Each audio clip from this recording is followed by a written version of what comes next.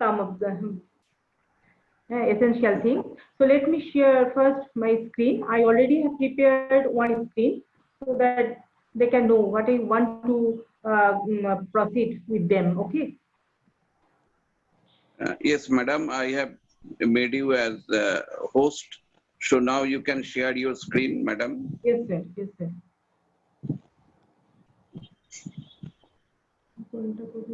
Screen share. Below you will find share, and there you find the screen, and then you share the screen. This one is PowerPoint. Is it visible, sir? Yeah, it is very visible. Okay. হ্যাঁ দেখা যাচ্ছে। দেখা যাচ্ছে।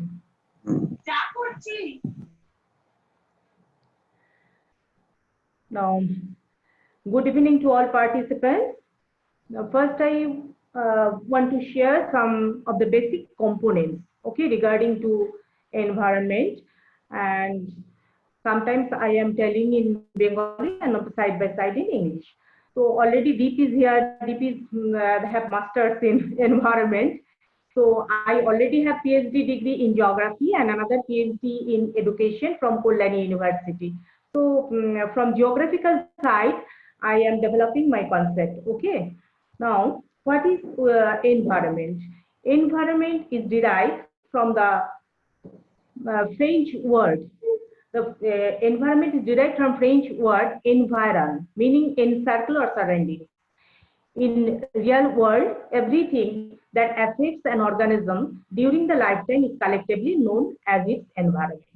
আমাদের চারপাশের যে পরিবেশ, চারপাশে আমরা যা দেখছি, জড় হোক, Biotique or abiotic, living and non-living things, that is collectively called environment. Environment বলতে তাহলে আমরা বুঝতে পারছি যে আমাদের আশেপাশে জড়জগৎ কাম জীবজগৎ এগুলো নিয়ে টোটাল যে পরিবেশটা সেই এনভায়রনমেন্ট। কেন আমরা যে এনভায়রনমেন্ট সম্পর্কে পড়বো? Because our syllabus is related with this natural environment and artificial environment.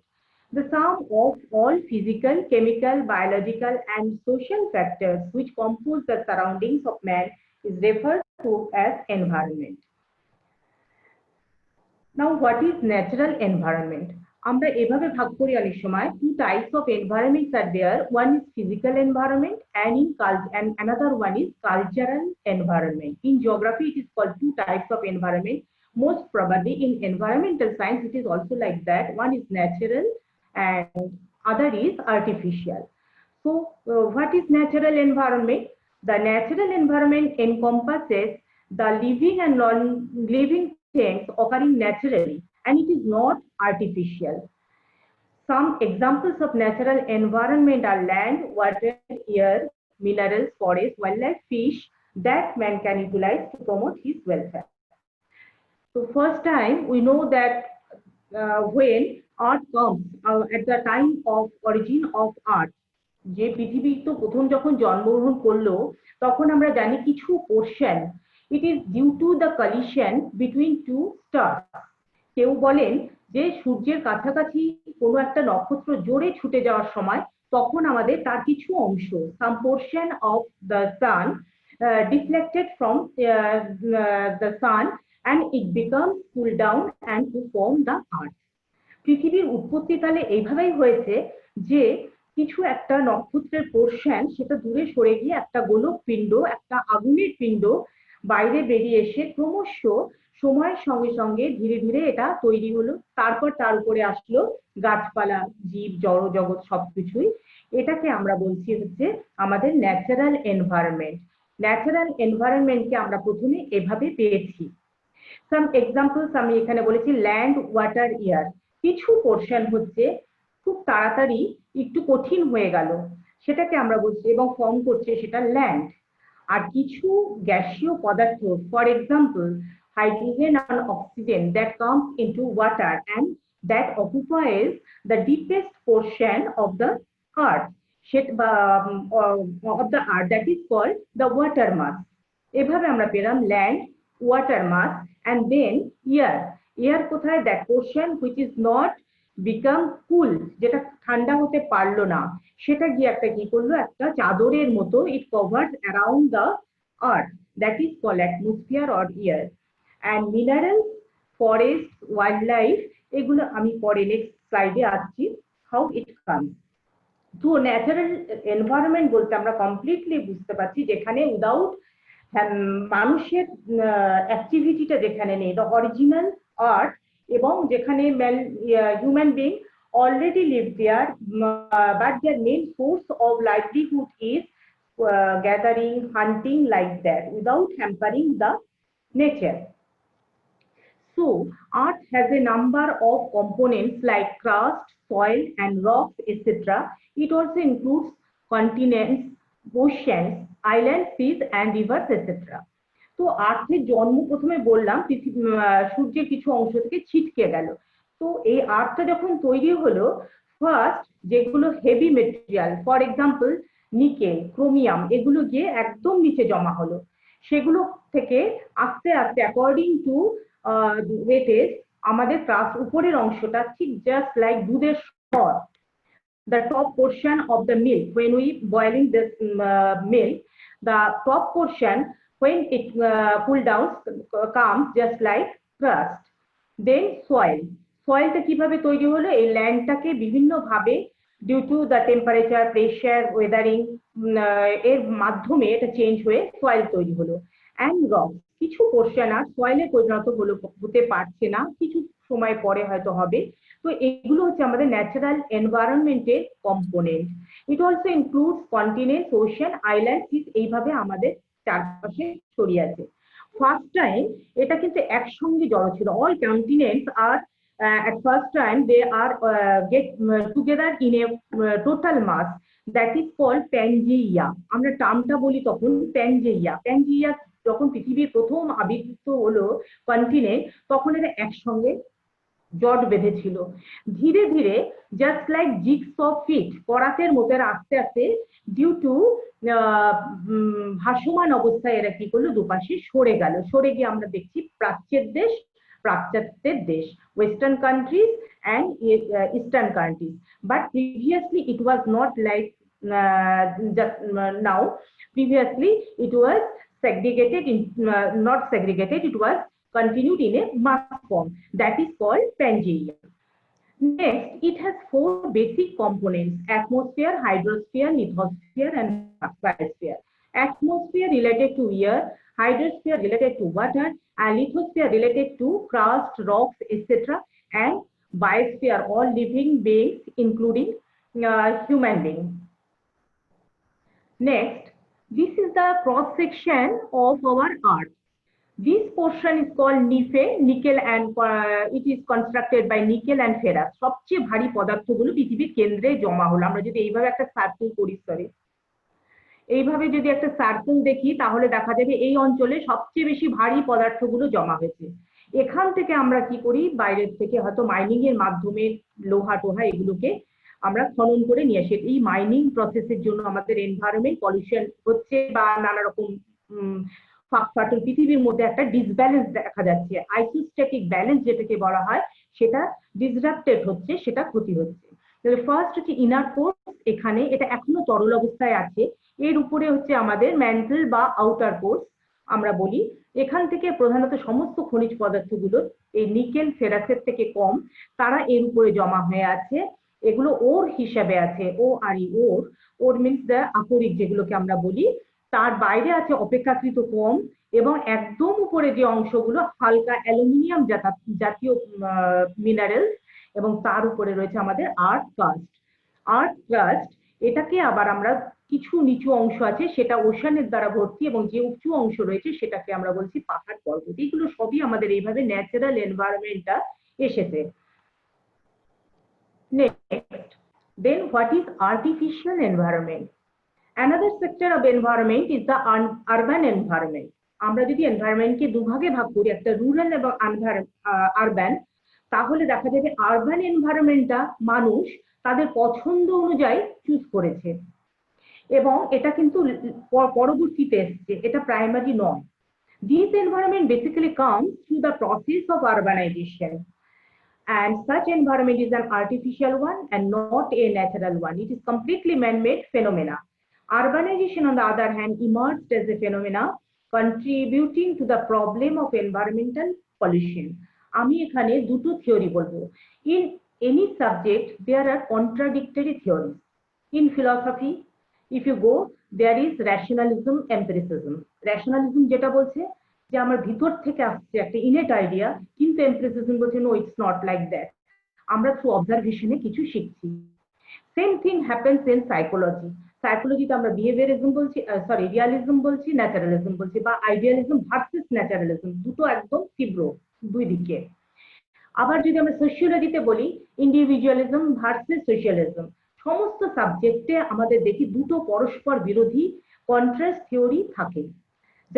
ঠিক একইভাবে যেহেতু আমি বলছি আমার ব্যাকগ্রাউন্ড জিওগ্রাফি, এখানে দুটো থিওরি আছে, one is determinism, another is পসিবিলিজম।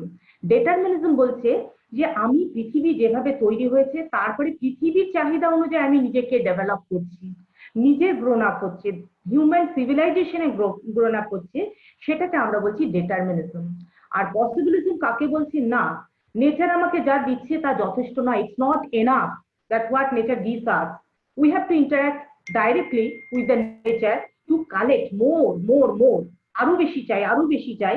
এইভাবে আমরা কি করছি, অনেক জিনিস চাইছি, তার ফলে কি হচ্ছে, আমরা নেচারের উপর হস্তক্ষেপ করছি, আমরা কোনো ডেভেলপমেন্ট প্রপার যেটা দরকার সেটাকে আমরা কি করছি, ডিসরাপ্ট করছি, সেটাকে উপর আমরা আঘাত হানছি। ফলে এটাকে আমরা বলছি artificial environment and through the theory of possibilism. ডিটারমিনিজমে তাহলে হচ্ছে এটা another term is naturalism. Nature আমাকে যেভাবে দিয়েছে, that is natural environment, but when we interact with this environment and made according to us, according to need, according to requirement of us, then it is called cultural environment or urban environment, that is artificial. এই artificial এনভায়রনমেন্টের জন্য কিন্তু আমাদের environment consciousness, sir যেটা বললেন, awareness, এগুলো তৈরি করতে হবে। Next, most of the environmental problems originate from man's ecological misbehavior. আমরা সচরাচর যেভাবে করি, যেমন জিওগ্রাফিতে যদি chronological development of human livelihood বলা হয়, তাহলে দেখা যাবে ফার্স্ট মানুষ গুহায় থাকতো, আফটার দ্যাট তারা কি করতো, খাওয়ার জন্য এদিক ওদিক যেত, মানে গ্যাদারিং অ্যান্ড হান্টিং। তারপরে কি আসলো, ফার্স্ট সিভিলাইজেশন আসলো, তারা উর্বর পলির পাশে, ফার্টাইল ল্যান্ডের আশেপাশে তারা কি করলো, সেটেলমেন্ট স্থাপন করলো এবং এগ্রিকালচার করতে লাগলো। সেই সময় মানুষের ফার্স্ট সভ্যতা। তাহলে তখনও কিন্তু ন্যাচারাল এনভায়রনমেন্ট কিন্তু এত বেশি নষ্ট হয়নি, সেটা কি আন্ডার কন্ট্রোল ছিল এবং সেখানে দেখা যায়নি। নেক্সট যখন এগ্রিকালচারের পরে আমাদের ইন্ডাস্ট্রিয়ালাইজেশন আসলো, এই ইন্ডাস্ট্রির ফলে কিন্তু আমাদের দেখা যাচ্ছে যে আর্টিফিশিয়াল এনভায়রনমেন্টটা তৈরি হচ্ছে এবং সেই সময় থেকেই আমাদের প্রকৃতির পরিবেশটাকে একটু বিঘ্নিত হচ্ছে, প্রকৃতি নিজের মতো থাকছে না, এটাকে চেঞ্জ করা হয়েছে। So, although the problem of environmental degradation is more acute in big cities and towns, yet small towns could not escape from the environmental crisis. Big cities কাদের আমরা বলছি, মোটামুটি আমি এই প্রসঙ্গে একটুখানি বলবো, এনভায়রনমেন্টে আমার যেহেতু ন্যাচারাল দরকার আছে। টাউন বলতে ছোট small town, that is under rural, সেখানে কিন্তু এত এনভায়রনমেন্টাল ক্রাইসিস দেখা যাচ্ছে না। কিন্তু যেখানে মানুষের হস্তক্ষেপ বেশি, তার মানে মেট্রোপলিস, মেগালোপলিস, সেই সমস্ত জায়গায় দেখা যাচ্ছে over population, কনজেশন of different industries, এগুলোর ফলে আমার এনভায়রনমেন্টটাকে কিন্তু তার ন্যাচারাল যে ব্যালেন্স সেটাকে আমরা নষ্ট করে দিচ্ছি এবং সেখানে আমাদের এই যে প্রকৃতির উপর এখানে আঘাত হানছি, তার ফলে নানা রকম পরিবর্তন দেখা যাচ্ছে। এবং কি ধরনের পরিবর্তন সেটা আমাদের অবশ্যই জানতে হবে আমাদের এই syllabus. Define gift to mankind and ungrateful return from mankind. আচ্ছা দিদি, আমি একটু যোগ করব দিদি।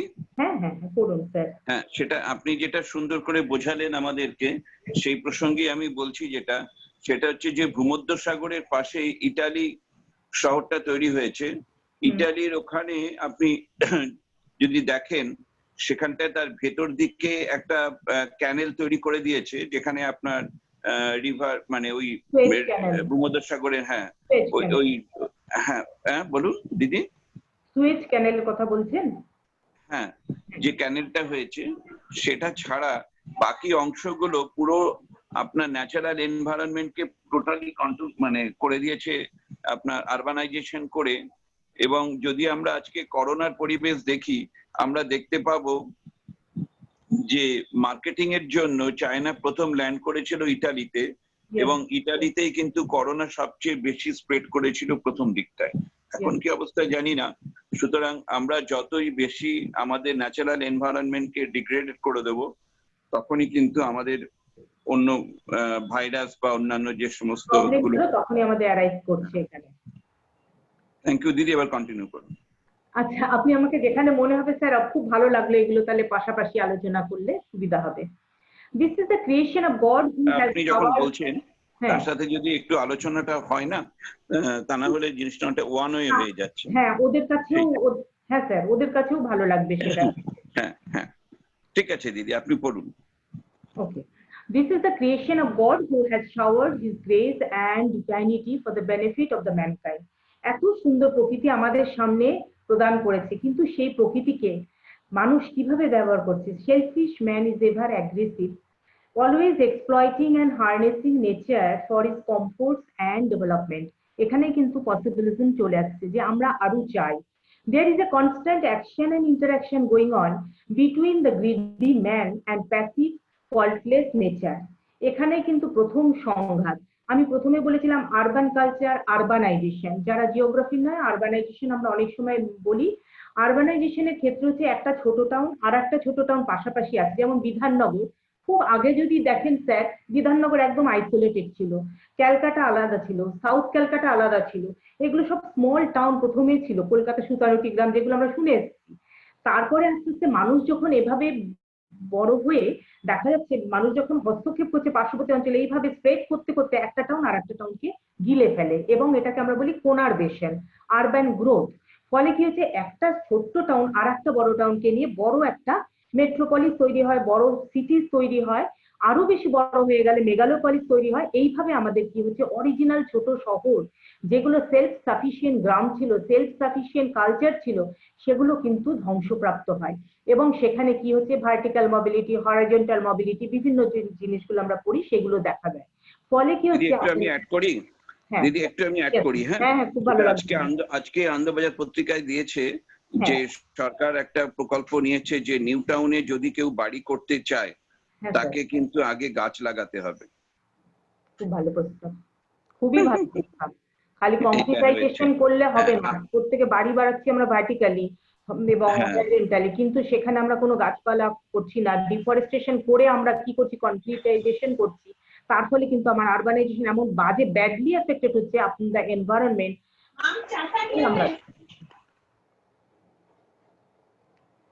স্যার এগুই তাহলে। Yes sir. When the aggressiveness exceeds the limit, nature takes revenge in the form of earthquake, famine, disaster, landslide, storm, etc. খুব আগের দিন, একদম প্রাচীন এনসিয়েন্ট টাইমে তারা বহুত ভাবতো আর্থকুয়েক হচ্ছে না জানি আমরা কি অপরাধ করেছি, ওরা গুহায় গিয়ে প্রে করতো।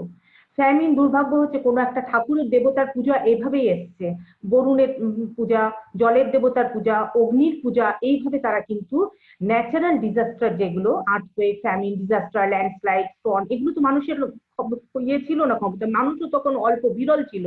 ফলে এরা ভাবতো আমরা না জানি কি অন্যায় করেছি, গড আমাদের তাহলে কোনো পানিশমেন্ট দিচ্ছে। সেইভাবে তারা কিন্তু প্রে করে একটা লিমিট বা ব্যালেন্সের মধ্যে কিন্তু থাকতো। কিন্তু যখন পপুলেশনের সংখ্যা বেড়ে গেল, মানুষের সংখ্যা আস্তে আস্তে মানুষগুলো বেপরোয়া হয়ে গেল। এই মানে রেকলেস নেচারটা মানুষের, সেটা কি করছে, নেচারের উপর আঘাত হানলো, এবং তার ফলে আমাদের অনেক কিন্তু চেঞ্জ দেখা যাচ্ছে। We know what happened, the 10 warmest years recorded in the history have occurred in the last 15 years. আমরা খুব লাস্ট 15 বছর ধরে global warming, green house effect have led to unexpected drought, cyclones, rising ocean levels, retreating tropical glacier. যে glacier, even temperate glacier, যে হিমবাহগুলো ছিল glacier, সেগুলোও কিন্তু গলে যাচ্ছে, ওশানের লেভেল বেড়ে যাচ্ছে। অনেক সময় স্যার, এটা জাপানের থেকে প্রায় 20 বছর আগে একদল সার্ভেয়ার, রিসার্চাররা এসে বলে গেছিল কলকাতা জলের তলায় চলে যাবে, শুনেছেন বোধহয়, যেটা রিপোর্টিং হয়েছিল প্রায় 20 বছর আগে। তখন আমি রিসার্চ করি জিওগ্রাফিতে। তো সেই সময় আমরা শুনেছিলাম যে ট্রপিক্যাল গ্লেসিয়ার বা এগুলো আস্তে আস্তে গলে যাবে। কেন? Due to global warming. মানুষ যেভাবে হস্তক্ষেপ করছে, যেভাবে মাইনিং করছে, যেভাবে এক্সপ্লয়েট করছে নেচারকে, that comes rootly opposite to man. The United Nations Conference on Environment and Development held in Rio de Janeiro, we know it, in 1992. এখানে সবাই তখন একসঙ্গে বসে বলল, না আমাদের কিন্তু কিছু কনজারভেশন করতে হবে, প্রিজার্ভ করতে হবে, ঠিক সেইভাবে এগোতে হবে যাতে সাস্টেনেবল ডেভেলপমেন্ট হয়, যতটা আমাদের দরকার তার বেশি খরচ না করি এবং পরবর্তী প্রজন্মের জন্য আমরা কিছু রেখে দিই। And World Summit on Sustainable Development held at Johannesburg in 2002 have drawn the attention of people around the globe to deteriorating condition of our environment. তার মানে পরিবেশ সচেতনতা এই সময় থেকে কিন্তু আমাদের দ্রুতভাবে এগিয়ে চললো। Environmental consciousness awareness comes from this time. It is clear that no citizen on earth can afford to be ignorant of environmental issues. Therefore, study related to environment becomes necessary for each and every citizen over the earth's surface. In India, adequate attention on environmental studies has not been given. নিচে আমি দিয়েছি, recognizing this, the Supreme Court of India directed the UGC to introduce a basic course on environment at every level in college education. ফলে এখানে compulsory fourth subject হিসেবে আমাদের কিন্তু environmental education, environmental science মাধ্যমিক level থেকে কিন্তু এটা add করা হয়েছে। After this time, some of the sources for environmental problems. কোথা থেকে শুরু হলো problem? First, over population. The interaction between population and environment is very complex and dynamic. Environment is constantly changing due to human activities, which led to enormous problems. Deforestation. যখনই আমি বললাম urbanisation spread করছে, তখনই কি হচ্ছে, deforestation, গাছ কেটে আমরা কি করছি, সেখানে টানেল বানাচ্ছি, কি অন্য মেট্রো রেল করছি, সেটা মানে রাস্তা নষ্ট করে, বিল্ডিং ইয়ে করে। ফলে এখানে কি হচ্ছে, ফার্স্ট আমরা আরবানাইজেশনের ক্ষেত্রে আমরা আঘাত আনি, ডিফরেস্টেশন যেটা ন্যাচারাল সেটাকে আমরা আঘাত আনছি। সয়েল ইরোশন, যখনই আমরা কোনো কিছু করছি প্রপার প্ল্যানিং এর অভাবে, সেখানে আমার ল্যান্ডস্লাইড বা সয়েল ইরোশন হচ্ছে। For example, in Teesta project, সেখানে দেখা যাচ্ছে বড় বড় প্রজেক্ট লাস্ট 10 ইয়ার্সে, সেখানে আমাদের কিন্তু, যদি আমার এটা বলা উচিত নয়, দীপ হয়তো জানবে, সেখানে নর্থ বেঙ্গল ইউনিভার্সিটি থেকে যারা ছিলেন তারা কিন্তু রিপোর্ট করেছিলেন যে এখানে এভাবে করা যাবে না। স্টিল এখানে নানা রকম ভাবে সেটাকে করা হলো যে এখানে প্রজেক্ট করা হবে, এবং তার ফলে কিন্তু আমরা 2 টাইমস দেখেছি, সিকিম থেকে শিলিগুড়ি আসার পথে 2 টাইমস বিশাল বড় ল্যান্ডস্লাইড হয়েছে। এই সয়েল ইরোশনটা আবার কিন্তু একবারেই হয় না, এটা প্রথমে একটু ছোট, যেটাকে আমরা বলি গালি, তারপরে শীট অ্যান্ড রিল।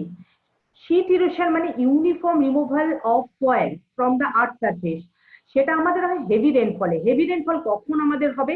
যখন আমরা কি করছি, আমাদের কোনো প্রপার প্ল্যানিং এ করছি না, তখন আমাদের কি হচ্ছে, একটা অ্যাটমসফিয়ারিক ডিসব্যালেন্স তৈরি হয়, এবং সেখানে আমাদের কি হচ্ছে, এই সয়েল ইরোশন এগুলো দেখা যাচ্ছে। Devastating floods, acute drought, unforeseen climatic changes, desertification and general degradation of environment.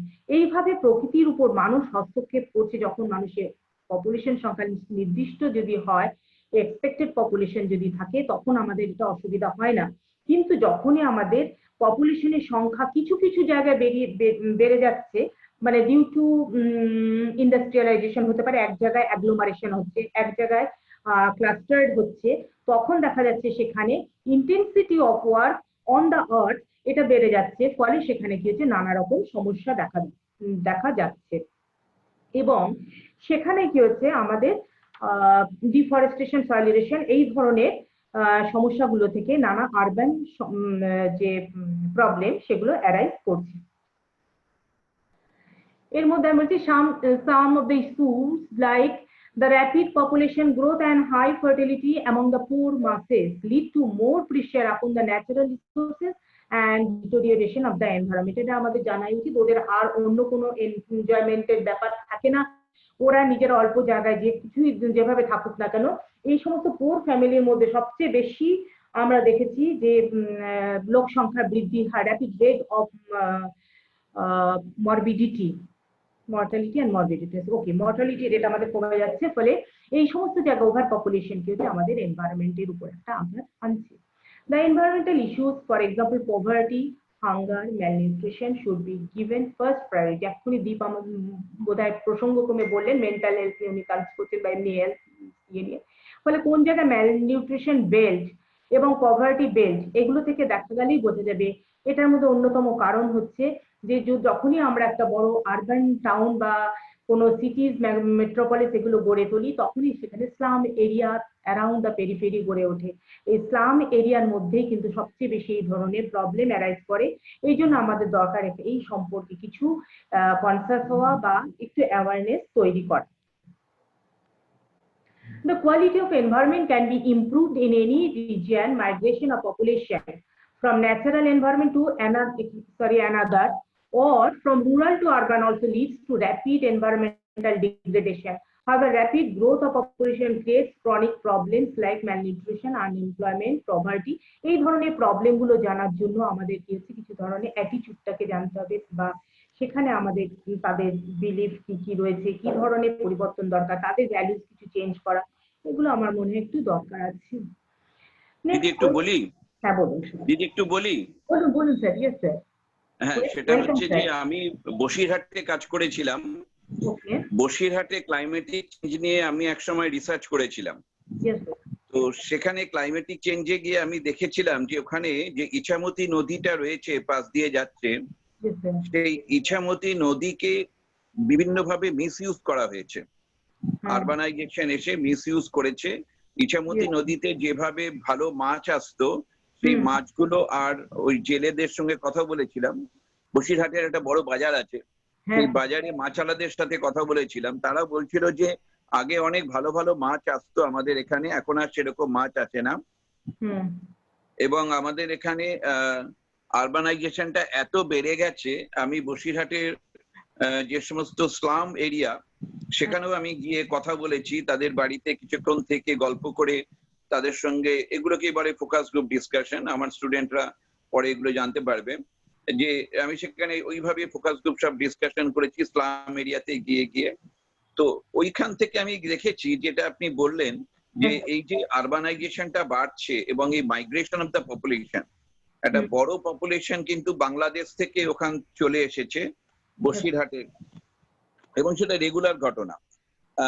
এবং সেই জায়গাটায় যত বেশি আরবানাইজেশন ডেভেলপ করে যাচ্ছে বসিরহাটটা, তত দেখা যাচ্ছে যে বসিরহাটের তোমার নানা রকম disease, varieties type of disease, এবং ম্যালনিউট্রিশন তো বিভৎস।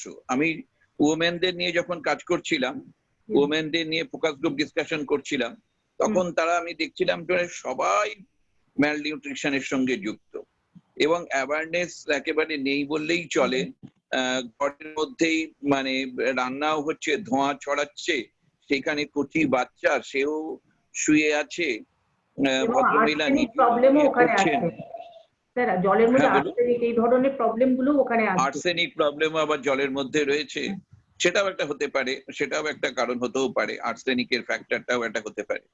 তো মানে ওভারঅল পিকচারটাই হচ্ছে যে আমি এরকম জায়গায় দেখেছিলাম, মানে এবং ওখানে জলের সমস্যাও প্রচন্ড, ক্রাইসিস প্রচন্ড। তারপরে যখন আপনার বৃষ্টি হয় তখন দেখা গেছে যে জল ওখানে এত জমে যায়, রাস্তাগুলো পিচ্ছিল হয়ে যায়, জল জমে যায়। আর ওখানে সাইকোলজিক্যাল যে প্রবলেমটা হয় সেটা হচ্ছে যে ওখানে এই ক্লাইমেটিক চেঞ্জের ফলে মাঝে মাঝেই বাজ পড়ে, বিদ্যুৎ চমকায়, বাজ পড়ে, এবং তাতে কিন্তু অনেক মহিলাই বলেছেন যে আমাদের বুক ধড়ফড় করে, এবং আমরা তখন ছটফট করি।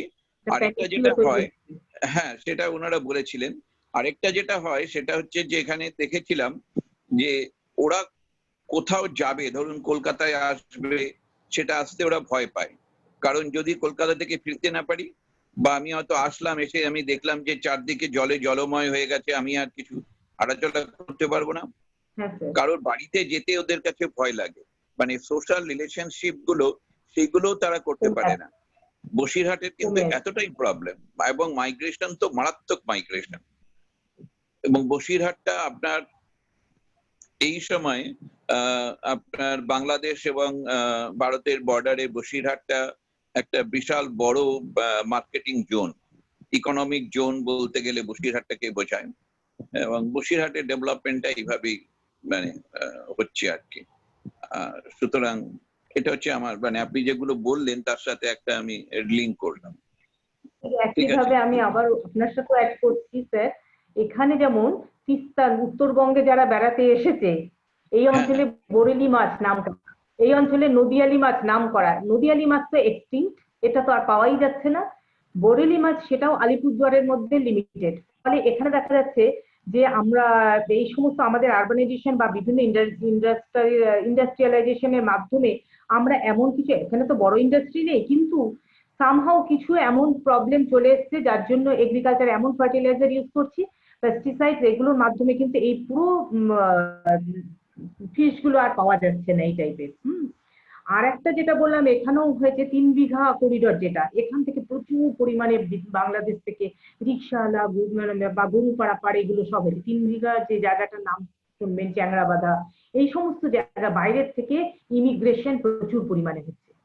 বাইরে থেকে এত লোক চলে আসছে, এরা মানে ভোটের সময় বোঝা যায় যে কোথা থেকে এত ভোট আসলো, সেটা হচ্ছে এদের থেকে আসছে বেশিরভাগ। এরা কোথা থেকে এসে পৌঁছেছে, আর এখানে নর্থ বেঙ্গলে প্রচুর এরকম আছে immigrants. Okay, next, a resource is anything that we get from the environment to meet our needs and desires. The rational use of resources is important to make a harmony between man's resources requirement and its availability. Resource বলতে আমি একটু এটা বলবো যে resource তখনই বলা হয়, যেমন একটা পেন দিয়ে আমি লিখছি, সেই পেনটা যখন মাটিতে পড়ে আছে কোনো কাজে লাগছে না, রাস্তায় পড়ে যাচ্ছে, রাস্তা দিয়ে যাচ্ছে, একটা দেখি পেন পড়ে আছে, এটা আমি কোনো কাজে লাগাচ্ছি না, that is not a resource. when it uses in our in helping us in any kind, কোনো রকম ভাবে যখন আমাকে হেল্প করছে, আমার কোনো কাজে লাগছে, তখন এটা রিসোর্স। এই রিসোর্সটাকে আমরা অনেক সময় কি করছি, ইমব্যালেন্স ওয়েতে এক্সট্রাকশন করছি। যেমন যে পরিমাণ আমার দরকার কয়লার খনিতে, এত কয়লা বেশি উত্তোলন করা হচ্ছে, সেখানে সেই যে একটা গর্তের সৃষ্টি হচ্ছে, সেই হোলগুলোকে আমরা ফিল আপ করছি বালি দিয়ে। এবার বালিগুলো কিভাবে কোথায় যাচ্ছে, ফলে উপর থেকে গিয়ে ধস নামছে, ল্যান্ডস্লাইড হচ্ছে, কি জমি বসে যাচ্ছে, এগুলো কিন্তু অনেক কারণ আমাদের এই রিসোর্সের সঙ্গে আমাদের কিন্তু প্ল্যানিংটা হচ্ছে না, যে আমরা এইভাবে এখানে একটা করলাম। ফর এক্সাম্পল, আপনাদের জয়ন্তী বক্সার নাম শুনেছেন, north Bengal very primitive type of mines R here. এখানে হচ্ছে dolomite, dolomite is essential for making cement. তো সেই ডোলোমাইটকে এমন ভাবে এক্সপোজার মানে একদম উপরে রয়েছে, মানে সেখান থেকে ফেলে দেওয়া হচ্ছে নিচে, ফলে বেশিরভাগ দেখা যাচ্ছে ডোলোমাইট জয়ন্তী নদী দিয়ে ভেসে যাচ্ছে, এবং সে পাহাড়টাই নষ্ট হয়ে গেল, জয়ন্তী 3টে বাংলো নষ্ট হয়ে গেল এই প্রিমিটিভ টাইপ অফ মাইনিং এর জন্য, প্রপার ওয়েতে হয়নি। ফলে এখানে কি হচ্ছে, আমাদের ওয়েস্টফুল ইউজেস অফ রিসোর্স হয়েছে, যার ফলে আজকে আমরা বক্সা হারিয়েছি, জয়ন্তী 3টে bungalow, forest bungalow, dolomite bungalow এবং আরেকটি পিডব্লিউডি বাংলো, 3টে বাংলো এখানে নষ্ট হয়েছে। এটাও আমরা কাজ করেছি এর উপরে। Next, destruction and degradation of wildlife habitats। যখনই আমরা এভাবে করছি, আস্তে আস্তে দেখা যাচ্ছে যে নর্থ বেঙ্গলে, আমি স্যারকে সেদিনকে বলছিলাম, রেড পান্ডা দার্জিলিং এ, এটা এখন দেখা যায় না। সাউথে নানা টাইপের অনেক সময় আমরা দেখেছি যে কুমির, সেগুলোও দেখা যায় না। কি আমাদের ক্রোকোডাইল, সেগুলো অনেক সময় এক্সটিংক্ট হয়ে যাচ্ছেন, বিভিন্ন কাইন্ডস এর। Next, depletion and contaminated surface and ground water.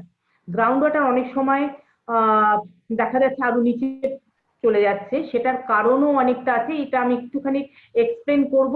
যে এখন এত প্লাস্টিক আমরা ইউজ করছি এবং surface is totally covered by plastic material, এই ক্যারি ব্যাগ গুলো ইউজ করছি, রাস্তার উপরে ফেলে দিচ্ছি, রাস্তার কল খোলা রয়েছে, কিন্তু জলগুলো কিন্তু আমাদের পার্কোলেশন হচ্ছে না, due to lack of percolation. কেন?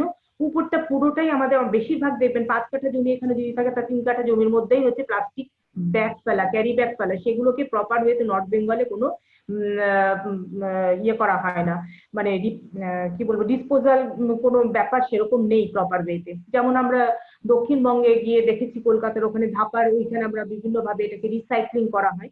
নর্থ বেঙ্গলে কিন্তু সেই রিসাইক্লিং এরগুলো নেই, যে যেখানে যথেচ্ছভাবে ফেলছে, ফলে বৃষ্টির সময় কি হচ্ছে, জলটা সারফেস দিয়ে গড়িয়ে যাচ্ছে, পার্কুলেশন হচ্ছে না, আমাদের সারফেস ওয়াটার অ্যান্ড গ্রাউন্ড ওয়াটারের যে গ্রাউন্ড ওয়াটার লেভেল, সেটা ক্রমশ নিচে চলে যাচ্ছে। Depletion of non-renewable fuels and minerals। আমার যদি রিনিউয়েবল রিসোর্সেস আর ডিভাইডেড ইনটু, যারা এনভায়রনমেন্টে জানে, রিনিউয়েবল আর নন রিনিউয়েবল। যেমন খনিজ তেল, কয়লা একবার ইউজ করলে আর সেটাকে ফিরে পাবো না, দ্যাট ইজ নন রিনিউয়েবল। আর যেটাকে আমি ইউজ করতে পারি, আমার তামা একবার ভেঙে আরেকটা করতে পারি, আবার ভেঙে আবার, দ্যাট ইজ রিনিউয়েবল রিসোর্সেস। আমরা কি করছি, নন রিনিউয়েবল যে রিসোর্সেস সেটার উপর বেশি গুরুত্ব দিয়ে আমাদের যেটা রিনিউয়েবল রিসোর্সেস সেটাকে আমরা কিন্তু ব্যবহার করছি না। সোলার প্ল্যান্ট বা এই ধরনের জিনিস খুব কম জায়গায় ব্যবহার করা হয়, ঠিক আছে। এবং মিনারেলসকেও আমরা এইভাবে কি করেছি, ডেপ্লেশন আপনার এগুলো ফলে আমাদের দেখা যাচ্ছে এনভায়রনমেন্টে প্রবলেম। ডিফরেস্টেশন তো বললামই, আরবানাইজেশনের ফলে শহর স্প্রেড করছে, ফলে কি করছে, যে সমস্ত গাছপালা সেগুলো কেটে ফেলে নতুন কিন্তু গাছপালা তৈরি করা হচ্ছে না বা বপন করা হচ্ছে না। এর ফলে সয়েল ইরোশন হচ্ছে এবং তার আলটিমেট রেজাল্ট হচ্ছে ডেজার্টিফিকেশন। আমরা যদি রাজস্থানে আগের যে ডেজার্টিফিকেশন রিজিয়নটা দেখতাম সেটা অনেকটা এক্সপ্যান্ড করেছে, কারণ সেখানে কি হচ্ছে, ল্যাক অফ অ্যাফরেস্টেশন। এর ফলে আলটিমেট যেটা হচ্ছে লস অফ বায়োডাইভার্সিটি, আমাদের greed rather than need lead to eco degradation and food and product scarcity. এগুলো আমাদের ভাবতে হবে। ফলে এখানে আমি যার জন্য দিদি একটা জিনিস একটু অ্যাড করি, দিদি একটা অ্যাড করবো। হ্যাঁ, সেটা হচ্ছে যে ওই যে ডিফরেস্টেশনটা এত বেশি হয়েছে যে আমাদের পার্টিকুলারলি নর্থ ইস্টার্ন জোন গুলোতে ডিফরেস্টেশন এত বেশি হয়েছে যে ওখানে এখন মাঝে মাঝেই মানে ফ্লাড হয়ে যাচ্ছে। একদম তাই। তখন আগে গুয়াহাটিতে ফ্লাডই হতো না, আর এখন গুয়াহাটিতে ভীষণ বেশি করে ফ্লাড হয়। সুতরাং আমাদের নর্থ ইস্টার্ন জোন গুলোতে ফ্লাড প্রচন্ড বেশি হয়। ডিফরেস্টেশনের আরেকটা বড় জায়গা হচ্ছে সুনামি। সুনামি যখন হয়েছিল সেটা তোমার চেন্নাইয়ের উপকূলে যে জায়গাগুলো, সেখানে প্রচুর হোটেল ইন্ডাস্ট্রি তৈরি হয়ে গিয়েছিল। এবং সেখানে তখন আমাদের এনভায়রনমেন্টাল মিনিস্টার ছিলেন মানেকা গান্ধী। মানেকা গান্ধী এটার উপরে বারবার করে বারণ করেছিলেন যে আপনারা সমুদ্রের ধারে হোটেল ইন্ডাস্ট্রি করবেন না। কিন্তু প্রচুর হোটেল ইন্ডাস্ট্রি তৈরি হয়ে গিয়েছিল। এবং আরেকটা যেটা প্রবলেম হলো যে ওই কাছেই ছিল মাদ্রাস ইউনিভার্সিটি, সুতরাং মাদ্রাস ইউনিভার্সিটিতে যাতে পড়াশোনা করতে পারে সেই জন্য হোটেল ইন্ডাস্ট্রি গুলো তারা মোটিভেট করেছিল মানে ছেলে মেয়েদেরকে, যে তোমরা এখানে এসে থাকতে পারবে, ফ্রি থাকতে পারবে।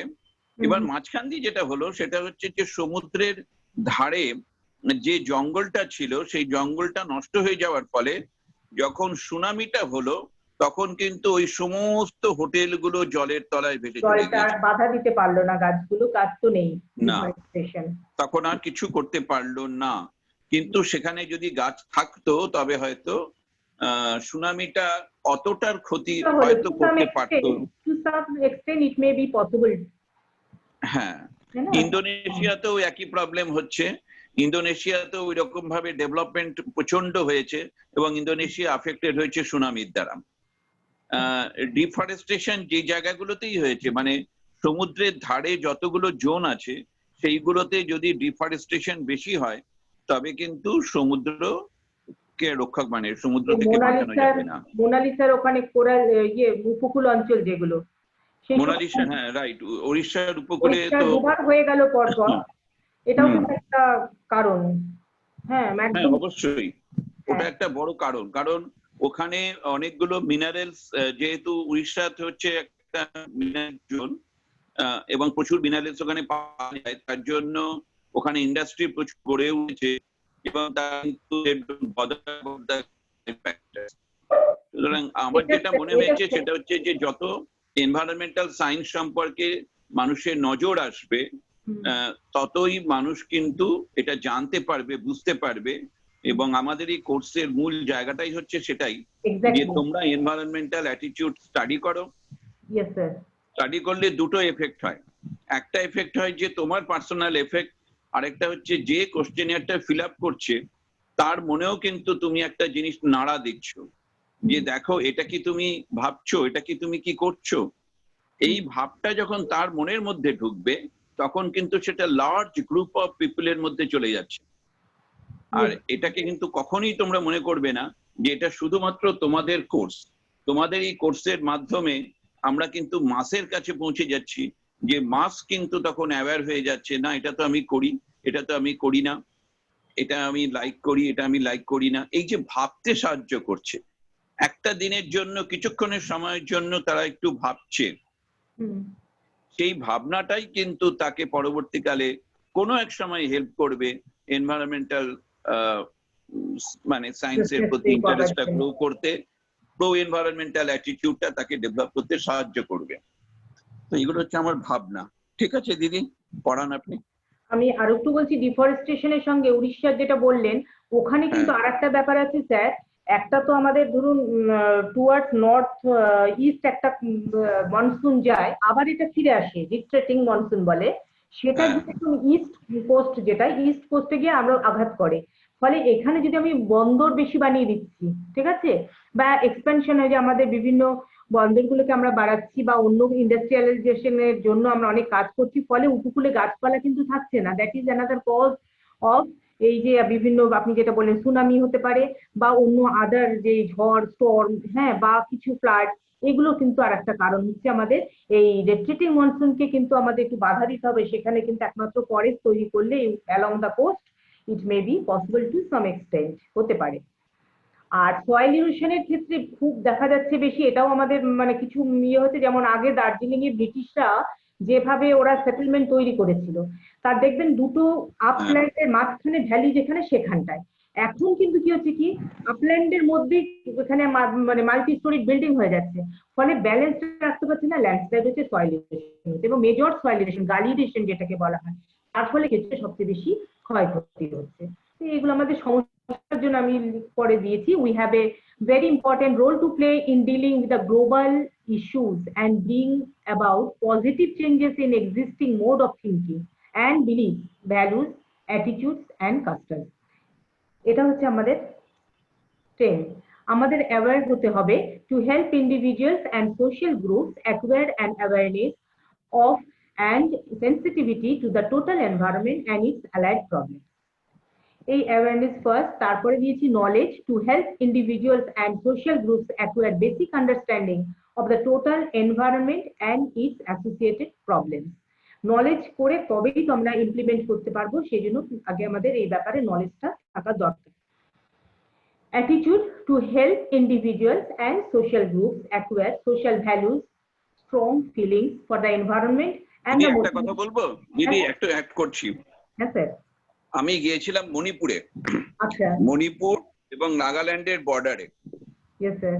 তো সেইখানে আমি পাহাড়ের ওপরে গিয়ে আমি দেখেছি যে সেখানে ওই ওটাকে কি ধরনের যেন স্লোপ থাকে না, সেই স্লোপে প্রচুর ধান গাছ, ওটাকে কি একটা সিস্টেম বলে, ওরা বলে ঝুম স্টেপ টেরাসিস, টেরাসিসের মধ্যে কাল্টিভেশন, ঝুম চাষ। হ্যাঁ ওই হ্যাঁ ঝুম কাল্টিভেশন হয়তো। তো ওই রকম জায়গাগুলোতে যখন আমি গেছি এবং ওখানে আমি গিয়ে দেখেছি যে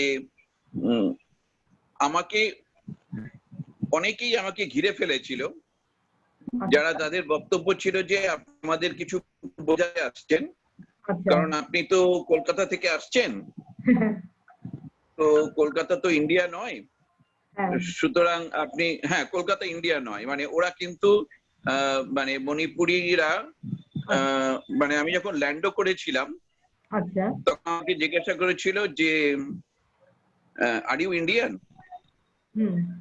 তো আমি চমকে গিয়ে ভাবলাম যে মণিপুরটা কি ইন্ডিয়া নয় জানি না। এমনকি আমি ওখানে যখন ডিপার্টমেন্ট অফ এডুকেশনেও গেছিলাম তখনও আমাকে জিজ্ঞাসা করেছিল, মানে আমাকে দেখবার জন্য লোকজন সব ঘিরে ফেলেছিল। মানে আমি নিজেও অবাক যে আমি ইন্ডিয়ান কি। একটা প্রবলেম ছিল যে আমরা আইএসআই, আইএসআই একটা বড় ফ্যাক্টর ছিল, যে আইএসআই মানে তো পাকিস্তানের এজেন্সি, সুতরাং সেটা দেখার জন্য লোক হয়েছিল, সেটা নয় ছেড়ে যাব। তো আমি তখন দেখেছিলাম যেটা, আমি ওখানে একটা প্রোগ্রাম করেছিলাম মণিপুরে, ওখানে সেনাপতি বলে একটা ডিস্ট্রিক্ট আছে, এবং সেনাপতি ডিস্ট্রিক্ট হচ্ছে ওদের মণিপুরে যত আপনার লিটারেসি লেভেল, সেই লিটারেসি লেভেলটা হচ্ছে সবচেয়ে লো হচ্ছে সেনাপতি ডিস্ট্রিক্টে। এবং আমি তখন ওখানে গিয়ে মানে একটা অদ্ভুত রেজাল্ট পেয়েছিলাম, যেখানে মানে যারা ফ্যামিলি মেনটেন করছেন তারা বলছেন যে আমরা ছেলেদেরকে স্কুলে পাঠাই, মেয়েদেরকে আমরা পাঠাই না। কারণ মেয়েরা হচ্ছে মাতা, মেয়েরা হচ্ছে মাদার, ল্যান্ড হচ্ছে মাদার, ল্যান্ডের সঙ্গে মাদারের রিলেশনশিপ থাকবে। স্কুল তো কোনো মাদার নয়, সুতরাং স্কুলে কেন পাঠাবো? কি বুঝবেন? আর বাইরে ওদের একটা জিনিস বুঝলাম, ওরা কনজারভেশনে কিন্তু অনেকটা এগিয়ে আমাদের থেকে। আপনি যেটা বললেন না, ওরা ধাপে ধাপে চাষ করছে, টেরাস কাল্টিভেশন বলে ওটাকে। তার ফলে কিন্তু আপনার হ্যাঁ সয়েলটা কিন্তু তাতে ইরোশনটা চেক হয়, বুঝতে পারি, কারণ ওরা টুয়ার্ডস অ্যাঙ্গেলটা থাকে টুয়ার্ডস দ্য স্লোপ, ফলে ওটা বাইরে গিয়ে মাটিটা পড়ে না, আরো বেশি ভিতরের দিকে গিয়ে সেটা আরো কিন্তু ফার্টিলাইজেশন মানে এটা বেড়ে যায়, ফার্টিলাইজেশন। ফলে এটা কিন্তু মানে এখানকার অরিজিনাল হলেও এটার এফেক্ট আছে, মানে গুড এফেক্ট, ব্যাড এফেক্টটা নয়। এটা কিন্তু কিছু কিছু পাহাড়ি অঞ্চলে এটা করছে। আর যেটা আমরা করছি ঝুম কাল্টিভেশন, যখন পুড়িয়ে দিয়ে আসছি তখন আমার সয়েলের অনেক কিছু নষ্ট হচ্ছে, তার মানে কি বলবো গুণাগুণ যে কোয়ালিটিস গুলো সেগুলো কিন্তু অনেকটা নষ্ট হচ্ছে। তো আমি এই জন্য এখানে দিয়েছি যে social value, strong feelings for the environment and motivation for active participating in it's protection and improvement. এটাই আমরা বোধহয় বেশি জোর দেবো যে অ্যাটিটিউডটা তৈরি করা। Skill to help individual and social groups acquire the skills for solving environmental problems, and participation to help individuals and social groups develop a sense of responsibility and urgency regarding environmental problems to ensure appropriate action to solve these problems. এটা আমরা পরবর্তীতে যাব, যার জন্য এই জিনিসগুলো আমি touch করে গেছি। এবার স্যার আর একটু কি বাড়াবো আজকে? Sir sir hello sir,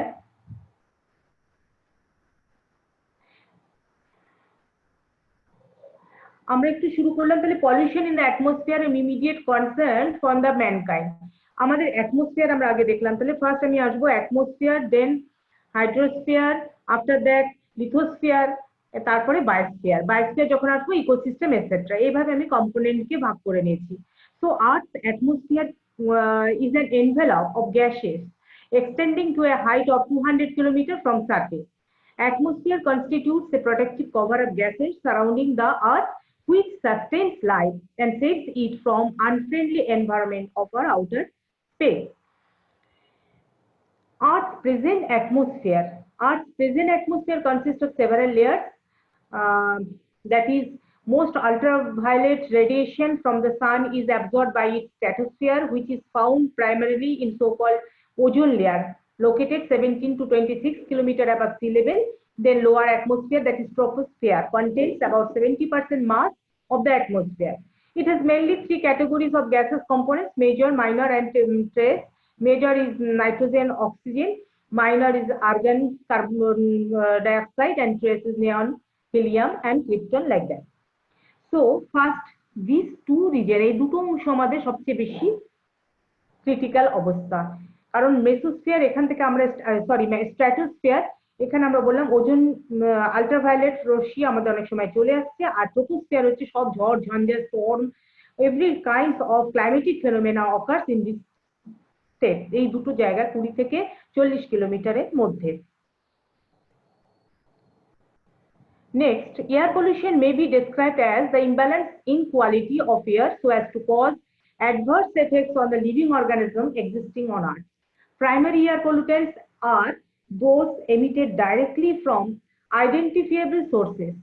For example, primary air pollutants are fine and coarse particles, sulfur compounds, carbon monoxide, and ammonia, organic and radioactive compounds. The various emission sources of air pollutants can be the natural sources, volcanoes, forest, fires, sulfur springs, spray from the oceans, etc. And man-made sources, burning of fossil fuel, wood, industrialization, vehicular emissions, nuclear waste, and deforestation. এখানে আমি একটা chart করেছি, emission sources of air pollution, this is natural. এটার উপর আমাদের কোনো natural disaster, আমাদের এর উপরে কোনো হাত নেই, and this one is man-made.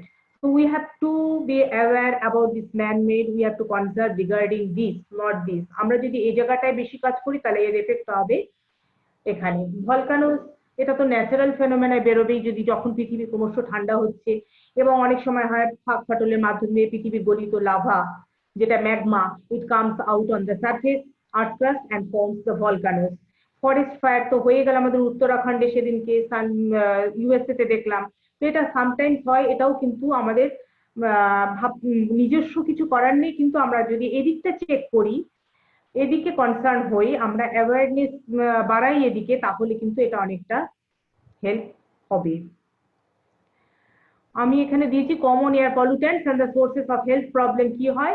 Sulphur dioxide, এখানে আমরা কিছু বলেছি, respiratory irritant, aggravates asthma and other lung and heart diseases, reduces lung function. Sulfur dioxide plants and is a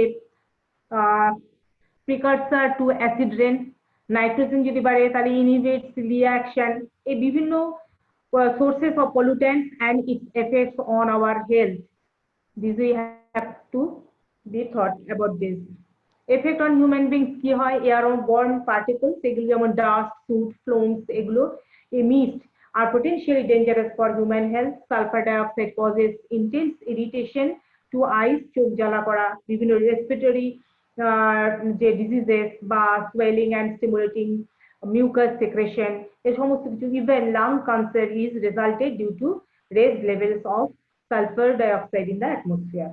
একইভাবে the adverse effects of carbon monoxide in human body are unique. It affects human health by forming carboxy hemoglobin, which restricts transfer of oxygen and lungs to cell. ফলে এই ফাংশনটাকে নষ্ট করে দেয়। ফলে আমরা দেখছি air পলিউশনটাকে আমরা যদি কিছুভাবে টু সাম এক্সটেন্ট রিডিউস করতে পারি, it will help us in reducing this type of diseases. Prevention and control of air pollution, এর জন্য ডিফারেন্ট প্ল্যানিং দরকার। কিছু লিখেছি, prevention of air pollution from industrial operation starts within the factory or mill. Several alternatives are available to prevent the emissions of. আমরা sustainable ডেভেলপমেন্টের কথা ভাবতে পারি, বিভিন্ন যেগুলো আমাদের খুব হ্যাজার্ডাস সেগুলোকে আমরা কি অ্যাভয়েড করতে পারি। Operating the processing to minimise generating of the pollutant or replacing the process with one that doesn't generate the pollutant. এগুলো থেকে যারা ক্ষতি কম করছে সেই গ্যাসগুলোকে আমরা ব্যবহার করতে পারি বা সেই ধরনের ব্যবস্থা নিতে পারি। আমাদের প্ল্যানিংটাও এভাবে করা উচিত। Some basic word of environmental conservation আমাদের অবশ্যই ভাবতে হবে, কারণ আমরা যে কম্পোনেন্ট দেখলাম, যা ম্যান মেড যে সমস্ত কালচার হচ্ছে, তার ফলে আমাদের ন্যাচারাল এনভায়রনমেন্টটা ডিগ্রেডেড হচ্ছে এবং নানা রকম প্রাকৃতিক ক্যালামিটিস যেটাকে বলা হয়, সেগুলো ন্যাচারাল ক্যালামিটিস আমাদের বেড়ে যাচ্ছে। ফলে we have to take the methods of conservation, meaning that the environment and its resources should be used by humans and managed in a proper way. এই জন্য আমাদের নানা রকম আমাদের অ্যাটিটিউড চেঞ্জ করতে হবে। আমাদের যে সমস্ত বিলিভস বা কুসংস্কার যেগুলো আছে, সুপারস্টিশন, সেগুলোকে আমাদের চেঞ্জ করতে হবে। এগুলো হচ্ছে mainly related with attitude. So আমাদের অ্যাটিটিউডটাকে একটু চেঞ্জ করতে হবে যাতে আমরা এই রিসোর্সটাকে সাস্টেনেবল রিসোর্স হিসেবে ইউজ করতে পারি এবং প্রকৃতি থেকে যতটা পারি আমরা for the benefit of the good shake off the human being আমরা ইউজ করতে পারি। Now, environmental management is therefore concerned with the description and monitoring of environmental changes, with predicting future changes and with attempts to maximize human benefit and to minimize environmental degradation due to human activities. So, thank you. Thank you, sir. খুব ভালো লাগলো, আপনি সমস্ত কিছু একেবারে cover করে দিয়েছেন, খুব ভালো লেগেছে। হ্যাঁ, শুধু একটা জিনিস বলবো যে যখন আমরা এনভায়রনমেন্ট ক্লাসিফিকেশন করি তখন আমরা যারা সাইকোলজিস্ট আমরা দুভাবে এনভায়রনমেন্টকে দেখি। একটাকে বলছি সেটা হচ্ছে যে এক্সটার্নাল এনভায়রনমেন্ট, যেটা স্টিমুলাস আমাদের সেন্সরি অর্গানসকে ইনফ্লুয়েন্স করছে। আরেকটা আমরা বলি ইন্টারনাল এনভায়রনমেন্ট, যেটা হচ্ছে আমাদের যে কনসাসনেস, সেই কনসাসনেসের যে লেয়ার্স গুলো আছে, যেটা দিদি আপনি যেটা আমাদের সুন্দর করে বোঝালেন, যে ওই আপনি একটা অ্যাঙ্গেল টাইপের একটা ট্রায়াঙ্গেল দেখালেন, সেই ট্রায়াঙ্গেল দিয়ে দেখালেন যে নিচের অংশ আউটার লেয়ার, তারপরে হ্যাঁ যেটা আপনি দেখালেন, ওপরে কাস্ট রয়েছে, এগুলো আপনি সব দেখালেন। তো ওই রকমই আমাদের কনসিয়াসনেসেরও অনেকগুলো লেয়ার আছে। সেই লেয়ার গুলো নাম হচ্ছে মূর্ত লেয়ার, রাগ লেয়ার এবং সারস্বত লেয়ার। তো এই লেয়ার গুলোর সঙ্গে ওই যে স্টিমুলাসের কিরকম ভাবে যোগ স্থাপন করা যায়, সেইটা হচ্ছে আমাদের আবিন্দিক সাইকোথেরাপিতে একটা বড় অংশ।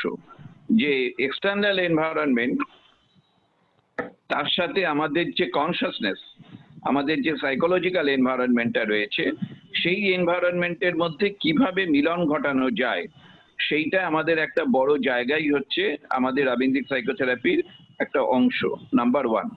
নাম্বার 2, আরেকটা এনভায়রনমেন্ট আছে, সেটা হচ্ছে যে এটাও ইন্টারনাল এনভায়রনমেন্ট। সেটা হচ্ছে আমাদের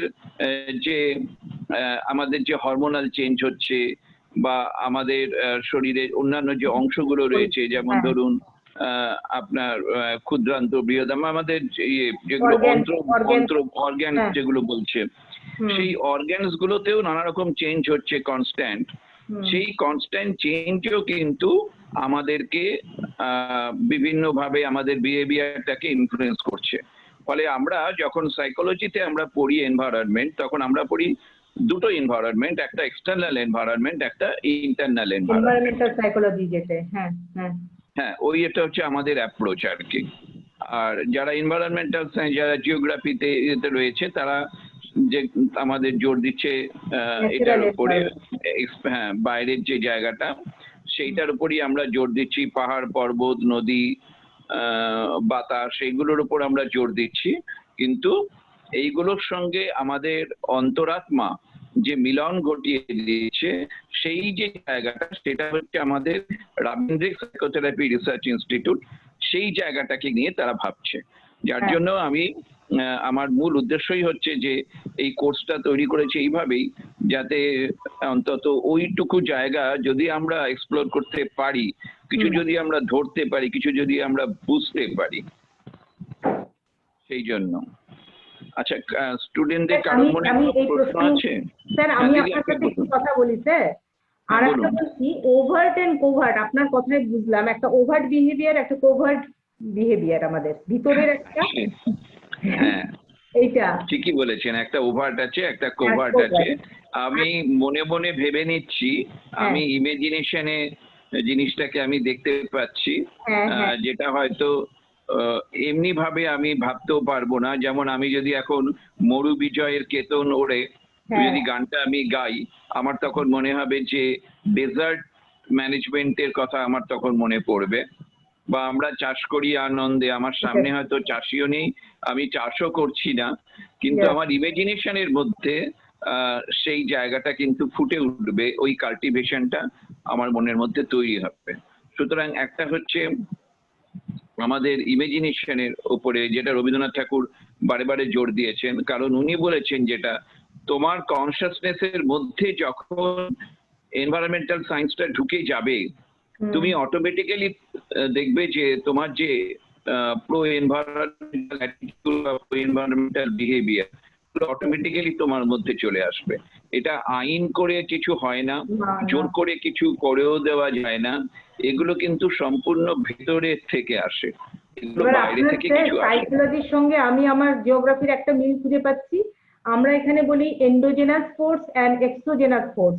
এন্ডোজেনাস ফোর্স দিয়ে আমার পাহাড় পর্বত তৈরি হলো, তার উপরে কাজ করছে নদী, হিমবাহ, বিভিন্ন গ্লেসিয়ার, এগুলো, ওটা exogenous. That is just like over behaviour. আর এই এন্ডোজেনাস, যেটা আমার পাহাড় পর্বত, স্প্রিং, ভলকানো তৈরি করছে, এটা আমার মানে অনেকটা কোভার্ট বিহেভিয়ার, ভিতরের শক্তি। সেটা যখন তৈরি হয়ে গেল, তখন বাহ্যিক শক্তি তার উপরে কাজ করে। এই দুটোর মধ্যে ব্যালেন্স থাকলে তবে যে কোনো জিনিস সুষ্ঠুভাবে হতে পারে। আদারওয়াইজ আপনি যখন ভাবছেন যে নদীটা গিয়ে সাগরে মিলিত হচ্ছে, মানে নদীর কাজ শেষ, ইটস নট লাইক দ্যাট। নদীটা কিন্তু আবার মাথার দিকে মানে ক্ষয় করে করে আসছে, রিট্রেটিং ইরোশন। তারপরে তার হচ্ছে একটা গ্রেডেড প্রোফাইল তৈরি হয়, মানে একটা স্মুথ মানুষের মতো তৈরি হবে, নয়তো তার পার্সোনালিটি কিন্তু সেভাবে গড়বে না। এটাও কিন্তু নদীকে আমরা এইভাবে তুলনা করে জিওগ্রাফিকে মানুষের পর্যায়ে নিয়ে আসি। এই আর কি। খুব ভালো লাগলো, খুব ভালো লাগলো। Thank you sir. আজকে এখানে শেষ করি তাহলে। হ্যাঁ, জানি না, আপনি এবার ফিডব্যাক দিন। স্টুডেন্টদের মধ্যে কারোর কোনো কোশ্চেন যদি থাকে তারা একটু জিজ্ঞাসা করে নাও, ম্যাডাম ভেরি বিজি, ম্যাডামের আবার হয়তো ক্লাস আছে, তো তোমাদের মনে যদি কোনো প্রশ্ন স্যার, ওই যে থাকে তোমরা প্রোগ্রাম একটু জিজ্ঞাসা ছাত্ররা সমানে খোঁজ চাইছে আর কি। সব চাইছে, বুঝতে পারছি না ফোন বাজছে, আমি না পাচ্ছি সরাতে না কিছু। সুজাতা আমারও বেরিয়ে ফোন গেছে। পাচ্ছে, আমি ফোনগুলোকে অফ করে রেখে দিয়েছি। আমি একটা ফোন অফ করে দিলাম, আর একটা করলাম, সেটাও দেখছি এটা রেয়ার ফোন, সবাইকে দেয়া নেই, সেটাও বাজছে আজকে। থাক বাজুক, ভালো দিন, একটা শুভ দিনে শুভ কাজ করা স্যার, এটাই। প্রিয়াঙ্কা আচ্ছা, আছো? হ্যাঁ, আমার একটা প্রশ্ন ছিল, আমি জাস্ট এই বলতে গেছিলাম ম্যাম আপনাকেও এবং স্যারও যদি দেন, দুজনে মিলে এত সুন্দর আপনারা কোঅর্ডিনেট করলেন, খুব ভালো লাগলো। প্রথমেই ধন্যবাদ জানাই আপনাদেরকে। প্রিয়াঙ্কা তোমার আমার মনে একটা, কোনো প্রশ্ন আসছে? হ্যাঁ স্যার ওটাই করতে চাইছি, মানে একটা প্রশ্ন ম্যামের একটু বলো, ম্যামের তা না হলে তুমি প্রেজেন্টেশন। চ্যাট বক্সে লিখে দাও, ম্যাডাম উত্তর দিচ্ছেন। না না স্যার, আহ, আমি এখানেই করছি। সেটা হচ্ছে যে আচ্ছা ভৌগোলিক বলো, পৃথিবী এবং মানবিক পৃথিবী দুটোর একটু জোরে মধ্যে। বলো প্রিয়াঙ্কা। হ্যাঁ স্যার, বলছিলাম যে ভৌগোলিক পৃথিবী এবং মানবিক পৃথিবীর যে ভারসাম্যটা আমরা বজায় রাখার চেষ্টা করে যাচ্ছি এতদিন ধরে, সেটা একদম আদিম যুগ থেকে শুরু করে আজকের আধুনিক যুগ। আমার খুব জানতে ইচ্ছা করে স্যার, এটা কি আমাদের স্বভাবগত নাকি আমাদের মানে ওই যে সার্ভাইভাল অফ দ্য ফিটেস্টের শিক্ষাগত, কোন জায়গাটা থেকে আমাদের মধ্যে এই ভারসাম্য রক্ষার ইচ্ছেটা তৈরি হয়? আমরা কি, আমি উত্তর দেবো স্যার একটু? হ্যাঁ প্রিয়াঙ্কা, অবশ্যই অবশ্যই। ভারসাম্য কিন্তু আমরা আদৌ কি রক্ষার চেষ্টা করেছি? এই যে পসিবিলিজম ভার্সেস ডিটারমিনিজম বললাম, ডিটারমিনিজমকে কিন্তু আমরা মানছি না, কারণ আমাদের জিওগ্রাফিতে অন্তত আছে, গ্রিফিথ টেলার বলেছেন স্টপ অ্যান্ড গো ডিটারমিনিজম। তুমি কিন্তু স্টপ করে দাও তোমার এই পসিবিলিজমকে, তুমি এমন ভাবে প্রকৃতিকে হস্তক্ষেপ করছো, সেটা প্রকৃতি নিতে পারছে না, তুমি এটাকে বন্ধ করো, স্টপ অ্যান্ড গো ডিটারমিনিজম, আবার ফিরে যাও প্রকৃতিবাদে বা সেই ন্যাচারাল ইয়েতে, সেটাকে কিন্তু মানুষ মানেনি। তাহলে এই যে হলো তোমার তরবারি, তুমি তোমার তরবারিতে তুমি আঘাতপ্রাপ্ত হলে আজকে, আজকে যে করোনা মানে পরিস্থিতি হলো, এটা কি হওয়া উচিত ছিল? এটা কাম্য? আজকে আমরা নিউ জেনারেশনকে যেখানে ফেলে রাখছি, এটা তো আমাদের জন্য। আমি তো বলবো এটা আমরা এত পসিবিলিস্ট হয়ে গেছি, এতভাবে আমরা এক্সট্রাকশন করেছি বা প্রকৃতির উপর হস্তক্ষেপ করেছি, প্রকৃতি সেটা মানতে পারেনি, নিতে পারেনি। ঠিক আছে? ফলে আমার প্রথমেই মনে হচ্ছে ভারসাম্য রক্ষার চেষ্টা আদৌ করেনি, যারা করেছে লিখিতভাবে। একদিন স্ট্রাইক হলে সবার মাথায় ইয়ে হয়ে যেত, আজকে স্ট্রাইক, আর কতদিন আমরা স্ট্রাইকের মধ্যে আছি, হিসাব করো, কাউন্ট করো।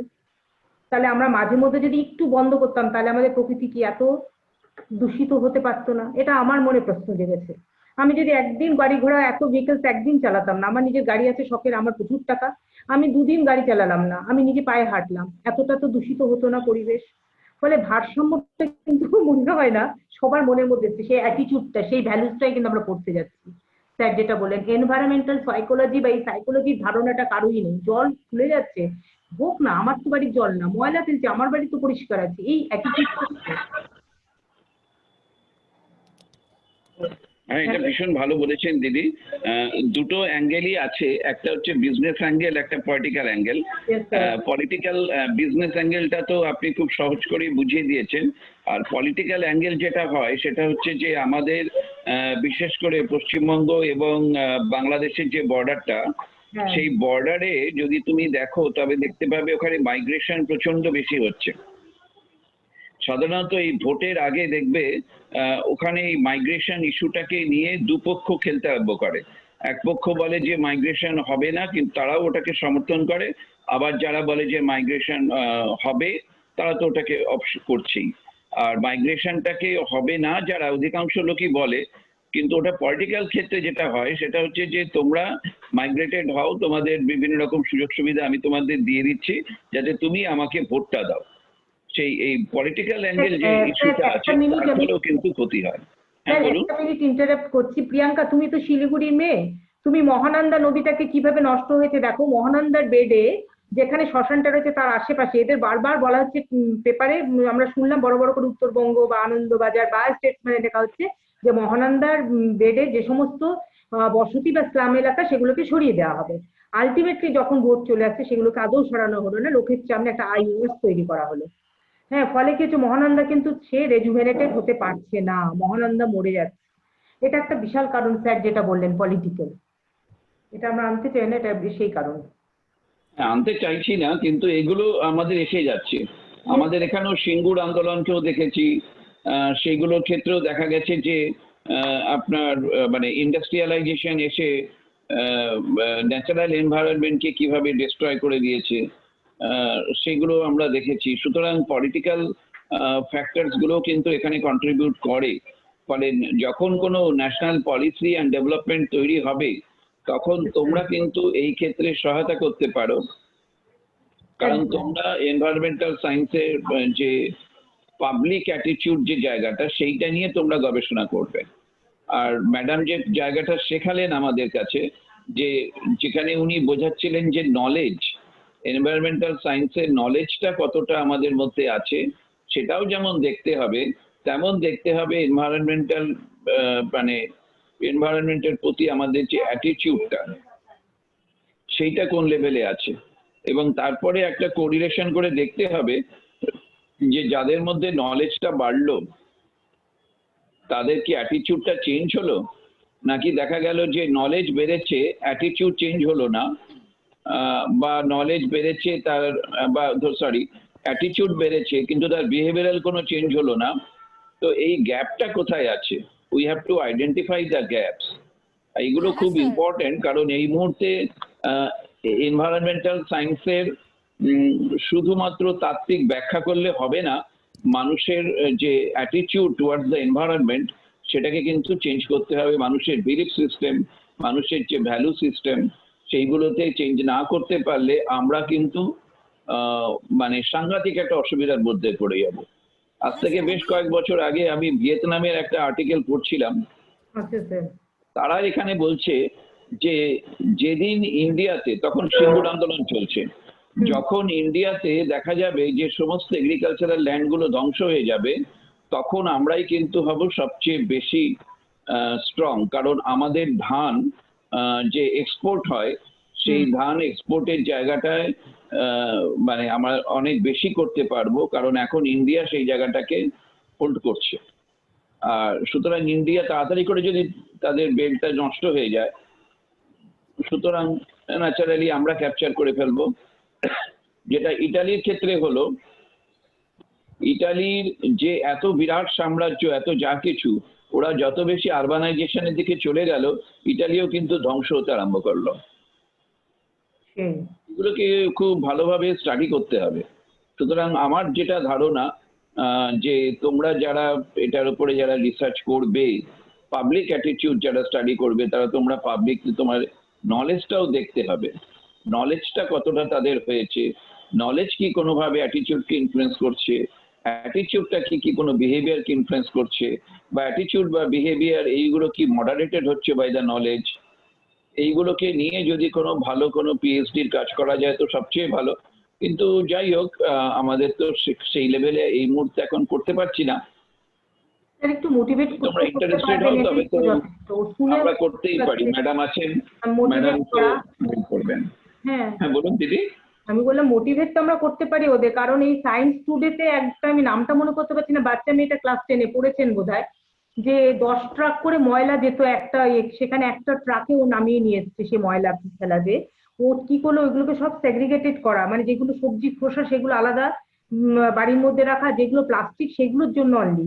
এবার দেখা গেল ও সার্ভে করেছে, দেখা গেল যে আশেপাশের কোনো ভদ্রমহিলা যাকে কাকিমা মাসিমা বলে ডাকতো সেই ফ্যামিলির থেকেই সব মিলিয়ে মিশিয়ে দিয়ে দিচ্ছে জঞ্জাল। ও তখন কি করলো, সামনে কিন্তু তাকে কিছু বললো না, বাচ্চা মেয়ে, ও কি করলো একটা সাদা কাগজের মধ্যে সামনে লিখে আনলো এটা কিন্তু তোমার, তুমি মিলিয়ে মিশিয়ে দিয়েছো। ফলে তার তখন চেতনা বাড়লো, ফলে অ্যাটিটিউড অ্যান্ড নলেজ, মানে এই যে কি বলছে অ্যাওয়ারনেস থেকে বাড়ালো বা ওর একটু লজ্জা হলো, তখন কিন্তু উনি আবার চেঞ্জ করে আলাদা আলাদা করে দিলেন। এইভাবে যদি আমরা চেতনা বাড়াতে পারি সবার মধ্যে, অ্যাটিটিউড যেরকম এবং কথা বলতে যেটা সেটাও এক হবে, বিহেভিয়ার অ্যান্ড অ্যাটিটিউডের মধ্যে একটা আমার মনে পজিটিভ কোরিলেশন আনতে পারি যদি আমরা এইভাবে ওর মতো কাজ করি। অনেক কিছু এটা তো দিদি আপনি একেবারে খাঁটি কথা বলেছেন, যে ওয়েস্ট আপনার সেগ্রিগেশনের ব্যাপারটা। আমি যখন জাপানে গিয়েছিলাম তখন আমি ইয়াকোহামাতে গিয়ে আমি দেখেছিলাম যে ওখানে কিন্তু যতগুলো মানে রাস্তা দিয়ে যাচ্ছি যত খাবারের দোকান আছে, প্রত্যেকটা খাবারের দোকানের সামনেই কিন্তু ওই 3টে আপনার ডাস্টবিন রয়েছে 3 রকমের কালারের। এবং আমি লোককেও দেখছিলাম যে যারা যখন খাবার খাচ্ছে তারা হয়তো রাস্তা দিয়ে খেতে খেতে চলে গেল, গিয়ে ঠিক পরের স্টপেজে গিয়েই আবার একটা ডাস্টবিন আছে সেখানে তারা ফেলে দিচ্ছে, এবং রাস্তাঘাটগুলো প্রচন্ড ক্লিন থাকছে। সেটা কিন্তু একটা শহর, মানে একটা বড় আরবান আরবান জায়গা ইয়াকোহামা। মানে সেখানে ওদের আমি যে এটা ভ্যালু দেখেছিলাম। গুলো আছে সে ভ্যালু গুলো ভ্যালুস গুলো খুব স্ট্রং। ভ্যালু গুলো মালয়েশিয়াতেও আমাদের আমি এত দেখেছি। ডিটোরিয়েট করে যাচ্ছে না, এটাকে জাগ্রত করতে হবে এবং এটা একমাত্র এই নতুন জমানা এরাই পারবে এই অ্যাটিটিউড বিহেভিয়ার গুলো যাতে এক করতে পারে। এখানে হেল অ্যান্ড হেভেন পার্থক্য হয়ে গেলে মুশকিল। আমি এখনই আপনার সামনে বলছি, আমি বাড়িতে নিজে গিয়ে দেখবো যে বাড়ির পাশে বাড়িতে আমি প্লাস্টিক ফেলে দিচ্ছি, কি অমুক একটা ইয়ে করলাম যেটা আমার পক্ষে ঠিক না, উচিত না। তো সব লেভেল থেকে নেমে এসে এটাকে মানা উচিত যে আমার অ্যাটিটিউড আমার বিহেভিয়ারের মধ্যে যেন একটা সম্পর্ক থাকে, সেটা যেন পার্থক্য মানে ওরকম না হয় যে একটা গ্যাপিং তৈরি হলো সেখানে। এটাই আমাদের আলটিমেট উদ্দেশ্য এবং তাহলে আমরা পরিবর্তন আনতে পারি। নয়তো ইনকালকেট সেইভাবে না করলে আমাদের এটা মুখে বলে পুঁথিগত করে কিচ্ছু লাভ হবে না যতক্ষণ আমরা কাজে না নামছি। একটা ড্রাইভ দিলে তবেই আমাদের সেটা আমরা অবজেক্টিভ বলে পৌঁছাতে পারবো। থ্যাংক ইউ স্যার, কি থ্যাংক ইউ। বলেছেন ম্যাডাম? মানে আমি সব জায়গাতেই দেখেছি, দুবাইতেও আমি এটা দেখেছি। দুবাই তো পরিষ্কার পরিচ্ছন্ন, ওখানে যদি কেউ একটু এদিক থেকে ওদিক করে সঙ্গে সঙ্গে তার পানিশমেন্ট, এবং সে পানিশমেন্টের সিভিয়ার লেভেল অফ পানিশমেন্ট, মানে সেখানে পুরো একেবারে সিভিয়ার, মানে মারাত্মক পানিশমেন্ট। সে পানিশমেন্ট হচ্ছে একেবারে ডেথ, মারাত্মক পানিশমেন্ট। ফলে ওখানে কোনো রকম একটু এদিক থেকে ওদিক কেউ কিছু করতে পারে না। এইভাবে পানিশমেন্ট দিচ্ছে ঠিকই, কিন্তু যেটা আমাদের দরকার সেটা হচ্ছে যে এনভায়রনমেন্টটাকে প্রোটেকশন করা, সেটা কিন্তু অবশ্যই করতে হবে। দুবাইও ক্ষতি করছে, দুবাই যে কিছু ক্ষতি করে না তা না। দুবাইয়ের বড় বড় যে সমস্ত জায়গাগুলোতে সমুদ্র পাশে বহু জায়গাতে ওরা প্রচন্ড আরবানাইজেশন তৈরি হয়েছে, তবে হলেও ওরা কিন্তু খুব বড় বিল্ডিং করতে দিচ্ছে না। যদিও আমাদের ইন্ডিয়ান যারা আর্কিটেকচার তারা ওখানে গিয়ে বিশাল বিশাল সব বিল্ডিং করছে এবং আমাদের সব ম্যাটিনি আইডলকে নিয়ে যাচ্ছে, নিয়ে গিয়ে প্রোগ্রাম করছে, এই করছে ওই করছে করে ওরা মোটিভেট করছে। আমাকেও একসময় ওরা মোটিভেট করেছিল, আমি ওসব কিছুর মধ্যে যাইনি। আর আমি বললাম ঠিক আছে, একটা আমি নিতে চাই একটা ফ্ল্যাট, কিন্তু সেখানে আমি সাইকোলজিক্যাল কাউন্সেলিং থেরাপি ইত্যাদি আমি করাবো, আমি ইন্টারেস্টেড দুবাইতে একটা ফ্ল্যাট নেওয়ার জন্য। তো কিরকম কি করতে পারে আমি সব শুনলাম টুনলাম, তারপরে মানে এইভাবেই আমি জিনিসটা জাস্ট কাটিয়ে নিয়েছিলাম। তা নাহলে ঢুকতে গেলেই, এয়ারপোর্টে ঢুকলে যেই আপনাকে দেখবে ইন্ডিয়ান, আপনি ক্যাপচার করে নেবে আপনাকে। মানে ওরা মনে করে ইন্ডিয়ানরা খুব বড় বিজনেসম্যান। তো যাই হোক, বিজনেস গ্রুপ তারা কিন্তু বিভিন্ন ভাবে আমাদের এনভায়রনমেন্টকে ডিগ্রেড করেছে। সুতরাং আমার মনে হয় যে এটা সব বিভিন্ন, এটাকে একটা ইকোসিস্টেম, মানে টোটাল জায়গাটাকে যদি আমরা স্টাডি করতে চাই পুরো সিস্টেম থিওরি দিয়েই, মানে এটা যদি কেউ মনে করো যে তোমরা কেউ পিএইচডি করবে এটার উপরে, ডক্টরাল ডিসার্টেশন যদি কিছু করতে চাও, তবে সেক্ষেত্রে তাকে কিন্তু এই গ্লোবাল জায়গাটাকে ভাবতে হবে। আদারওয়াইজ আমরা এখানে যেটুকু ন্যারো ফোকাস করব সেটা হচ্ছে যে শুধু ওই অ্যাটিটিউডের সাইডটাকেই আমরা আপাতত দেখব, তারপরে ভবিষ্যতে না হয় ভাবা যাবে বাকি অংশগুলো। দীপ, তুমি কিছু বলবেন? হ্যাঁ sir, thank you madam, thank you sir, এরকম একটা গ্লোবাল সিনারিও আমাদের কাছে তুলে ধরার জন্য। অনেক কিছু আমি নতুন জানলাম যেটা ম্যাম তুলে ধরলেন উত্তরবঙ্গ থেকে, আবার অনেক কিছু আমরা শুনেও ছিলাম। এবং স্যারের কাছ থেকে আমি যেগুলো শুনলাম, যেটা গ্লোবাল ফিল্ডে যেগুলো, ম্যাডাম একটা আমার কোশ্চেন ছিল, আমি ঠিক এটাকে skip করে গেছি। মানে ওই when a big town engulf a small town called urbanization, কিন্তু আর একটা টার্মিনোলজি আপনি ইউজ করেছিলেন, ওটা কি কোনারভেশন, মানে বড় মাছ যেমন ছোট মাছকে খায়, ও আচ্ছা আচ্ছা আচ্ছা, টাউন একটা বড় টাউন ছোট টাউনকে আস্তে আস্তে গিলে ফেলে। আচ্ছা, সেটাকে আমরা বলি আরবান কোনারভেশন। মানে এটা due to the rapid growth of urbanisation, তার ফলে আরবান কোনারভেশন। একদম, হ্যাঁ।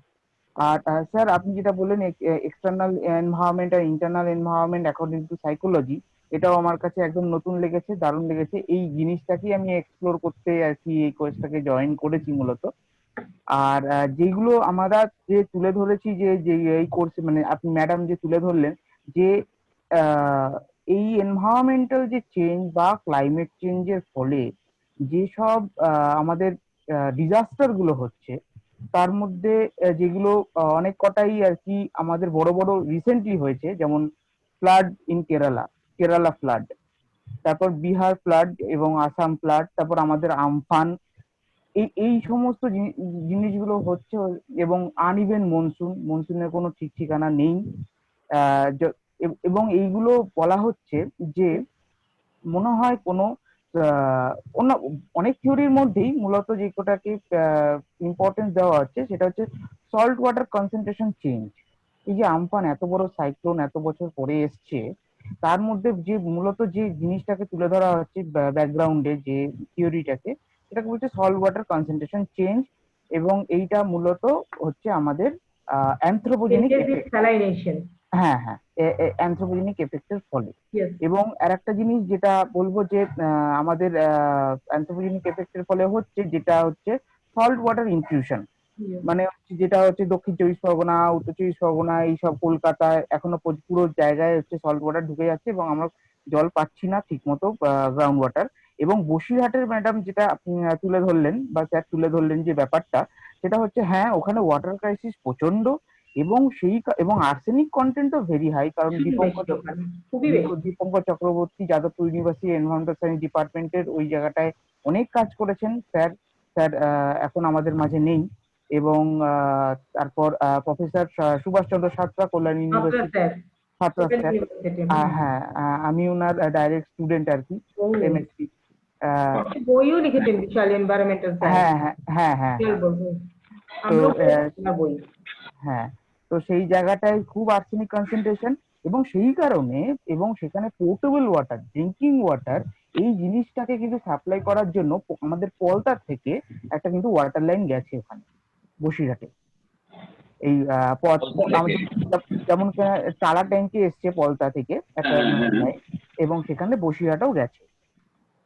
এবং আমি নর্থ ইস্টের একটা কথা তুলে ধরি। এই যে লকডাউনের ফলে অনেক এয়ার পলিউশনের চেঞ্জ এসছে, এয়ার পলিউশন কনসেন্ট্রেশন ডিক্রিজ হয়েছে, কিন্তু নর্থ ইস্টের জায়গায় ইউরোপিয়ান স্পেস এজেন্সি, মানে আমি এয়ার পলিউশনের স্টাডি করি বলে আমি একটু খবর রেখেছিলাম। তো নর্থ ইস্টের যে ইউরোপিয়ান স্পেস এজেন্সির অ্যাকর্ডিং টু তাদের মতে যে তাদের সেখানে কিন্তু NO2 কনসেন্ট্রেশন যেরকম ছিল সেরকম হাই সারা ইন্ডিয়াতে। কেন? খোঁজ নিয়ে দেখা গেল সেখানে নাকি ইন্ডাস্ট্রিয়াল যে ডেভেলপমেন্টটা, সেখানে কিন্তু কলকারখানার ডেভেলপমেন্ট একটু বেশি, এখনো সচল আছে, অনেক বেশি হয়েছে, কারণ সেখানে ডিফরেস্টেশন হয়েছে। মানে এটা ম্যাডাম এক মিনিট, ফর এক্সাম্পল কোথায় বলে? North east India. North east India industry সেরকম বড় তুমি বলছো না, স্টেট বলতে স্যার এখানে ওরা যে ইউরোপিয়ান স্পেস এজেন্সির ওয়েবসাইটে ওরা ডেটা দিয়েছিল না NO2, নাইট্রোজেন ডাইঅক্সাইডের। ওরা সারা গ্লোবালি আর কি ডেটা দেয়। এবং সেখানে ওদের একটা আর্টিকেল আছে যে ওইখানে হচ্ছে ওই জায়গাটায় কিন্তু তারা দেখছে যে NO2 পরিমাণটা বেশি ছিল এই লকডাউনের পরিস্থিতিতেও নর্থ ইস্ট ইন্ডিয়ায়। কিন্তু নর্থ ইস্ট ইন্ডিয়া বেশি বড়, তাহলে এটা ইন্ডাস্ট্রিয়ালাইজেশন হবে না, অন্য কোনো কারণে হচ্ছে ম্যাডাম। ওখানে একটা কোল আছে না, কোল ইন্ডাস্ট্রি।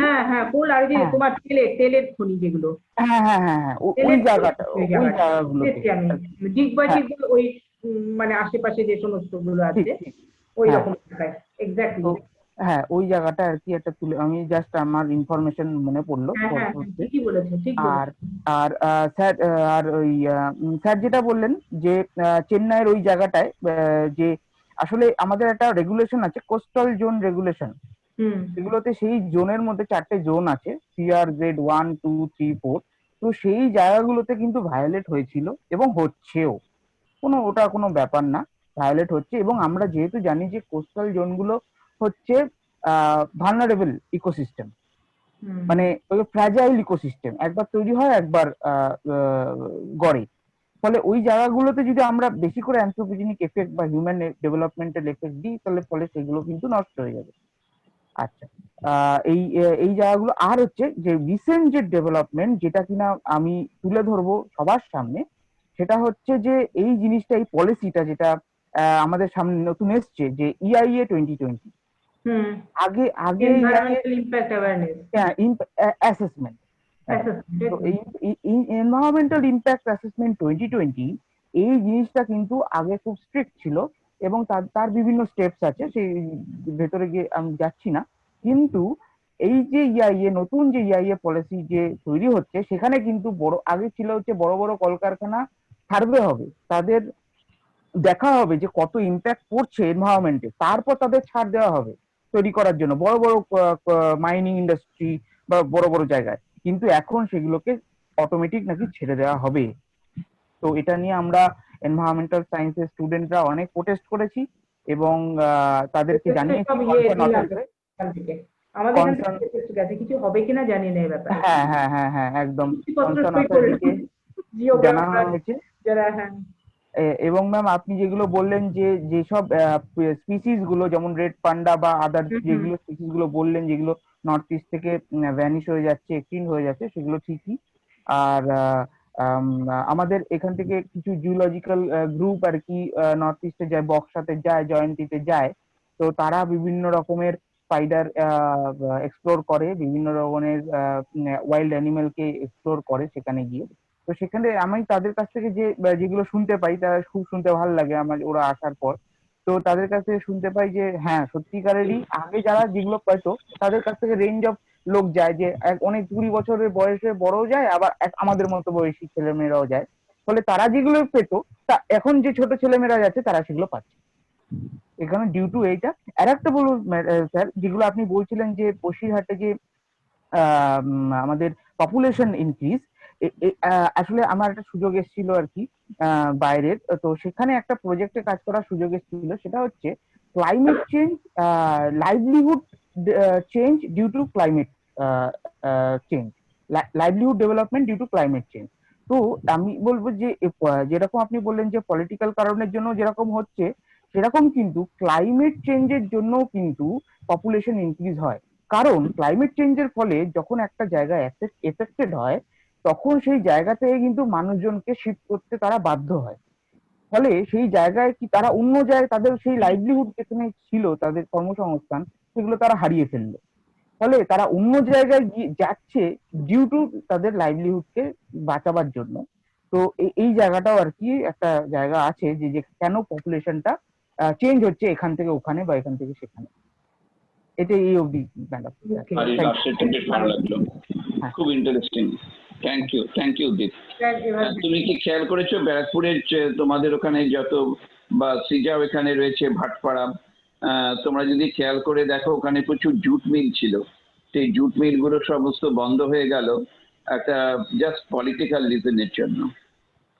হ্যাঁ স্যার, এবং সেই জুট মিল গুলো থাকলে হয়তো মানে গঙ্গার যে রিসোর্সটাকে, ওরা সমস্ত জুট মিল গুলো ওইভাবেই গড়ে উঠেছিল। হাওড়াতেও তাই হয়েছিল, ব্যারাকপুর বেল্টে তো পুরো জায়গার সমস্ত জুট মিল গুলো এখন চেঞ্জ হয়ে গেছে, এখন কি সব হয়ে গেছে জানি না।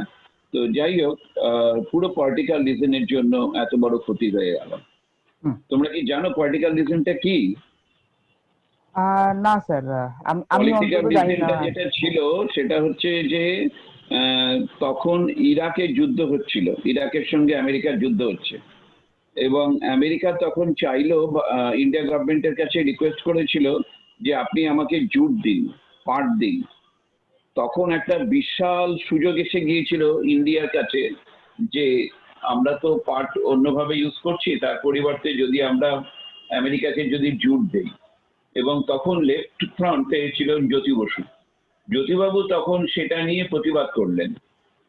তিনি তখন বললেন যে না, আমরা জুট দেব না, কারণ জুট দিলে সেই জুটটাকে ওরা ইউজ করবে প্রোটেকশনের জন্য। তোমরা হয়তো দেখেছো যে বিভিন্ন সোলজাররা তারা কিন্তু তার সামনে একটা জুটের বিশাল পাহাড়ের মতন করে রেখে যায়, এবং তার পেছনে ওরা থাকে, এবং ওইখানটায় ওইগুলো তোমার প্রোটেক্টিভ মেজার হিসাবে জুটটাকে ইউজ হবে। এবং তখন যেটা হয়েছিল খুব প্যাথেটিক, সেটা হচ্ছে যে সেই সময় আমেরিকার কাছে একটা ডেটা ছিল, সেই ডেটা থেকে তারা বললো যেটা যদি জুট তৈরি হয় বেঙ্গলে, আর জুটের যদি ফেনোমেনা হয় তোমার প্লেন ল্যান্ড, তবে সিমিলার প্লেনল্যান্ড আর কোথায় কোথায় আছে হয়তো ওই জায়গাগুলোতে জুট পাওয়া যাবে, তখন ওরা বাংলাদেশের উপর নির্ভর করবে। বাংলাদেশের কাছে, হ্যাঁ, yes. তখন ওরা যেটা করলো, বাংলাদেশ পুরো জুটটা দিল আমেরিকার সঙ্গে, বাংলাদেশের তখন বন্ধুত্বটা তৈরি হয়ে গেল। এবং আরো একটা প্যাথেটিক যেটা হলো সেটা হচ্ছে যে এখানে কান্তিবাবু তিনি যেটা করেছিলেন যে আমাদের ক্যানিং এ যত পুকুর ছিল, ভালো ভালো মিঠা জলের যেসব পুকুরগুলো ছিল যেখানে ভালো মিঠা জলের মাছ হতো, সেইগুলোর মধ্যে তিনি কি করলেন, সমুদ্রের জল ঢুকিয়ে দিলেন। কেন ঢুকিয়ে দিলেন? যাতে চিংড়ি মাছের চাষ বেশি হয়। এইবারে যেটা হলো সেটা হচ্ছে যে চিংড়ি মাছ আমাদের এক্সপোর্ট হয় অনেক বেশি, সেটা আমেরিকা কেনেও, ইউএস সেটা নেয়। এবং ইউএস তখন দেখলো যে আমরা তবে চিংড়ি মাছ তো বাংলাদেশেও পাওয়া যাচ্ছে, মানে তখন ওরা বাংলাদেশের জিওগ্রাফিটা পুরো স্টাডি করে নিল। ওরা তখন দেখলো যে একই জায়গায় জাস্ট এইখানটা হচ্ছে ক্যানিং, সেখান থেকে তারা পাচ্ছে, মানে ইন্ডিয়া থেকে তারা পাচ্ছে। আর আমরা যদি বাংলাদেশের উপর ডিপেন্ড করি, আমেরিকা পুরো জিনিসটা বাংলাদেশের কাছ থেকে পুরো সাপোর্টটা বাংলাদেশ থেকে পেয়ে গেল। মাঝখান দিয়ে বাংলাদেশ যেটা গেইন করলো, জুটটাকে তারা স্প্রেড করতে পারলো। সেকেন্ড হচ্ছে যে গলদা চিংড়ি, সেইটা স্প্রেড করতে পারলো। আর আমাদের চাষিরা তারা মাথায় হাত দিয়ে বসে থাকলো, কারণ তারা দেখলো যে আমাদের সমস্ত যে ধান জমি সেগুলো আমাদের নষ্ট হয়ে গেছে এবং সেটা আমাদের আর কিছু করার নেই। আমি ক্যানিং এর উপরে প্রোগ্রাম করেছিলাম, ক্যানিং এ নিজে গিয়ে চাষিদের সাথে একটা পুরো বাড়িতে আমি মিটিং করে আমি এইসব রহস্যগুলো বের করেছিলাম। এবং তখন থেকে আমি দেখেছিলাম যে এটা আজকে না, বহু বছর আগেও আমি ক্যানিং এ যখন প্রোগ্রাম করেছিলাম সেই সময় একটা ঘূর্ণিঝড় এসেছিল, সেইটা ক্যানিং এর উপর পড়বে বলে, তো ক্যানিং এর উপর পড়েনি। সেই সময় আমি কিন্তু ওখানে ছিলাম, ওটা বাংলাদেশের উপর এসে পড়েছিল। সেও একটা বিশাল গল্প। তো ওটাও একটা মানে কোন একটা সংবাদে বেরিয়েছিল, হিন্দুস্তান টাইমস কি টাইমস অফ ইন্ডিয়াতে আমার ওই ইন্টারভিউটা বেরিয়েছিল আর কি। তো এইভাবে আমরা কিন্তু এনভায়রনমেন্টকে নানাভাবে মিসইউজ করেছি। এবং তুমি যেটা বললে না যে ক্লাইমেটিক চেঞ্জের ব্যাপার, আমরা তো নিজেরাই তার জন্য দায়ী হয়ে গেছি।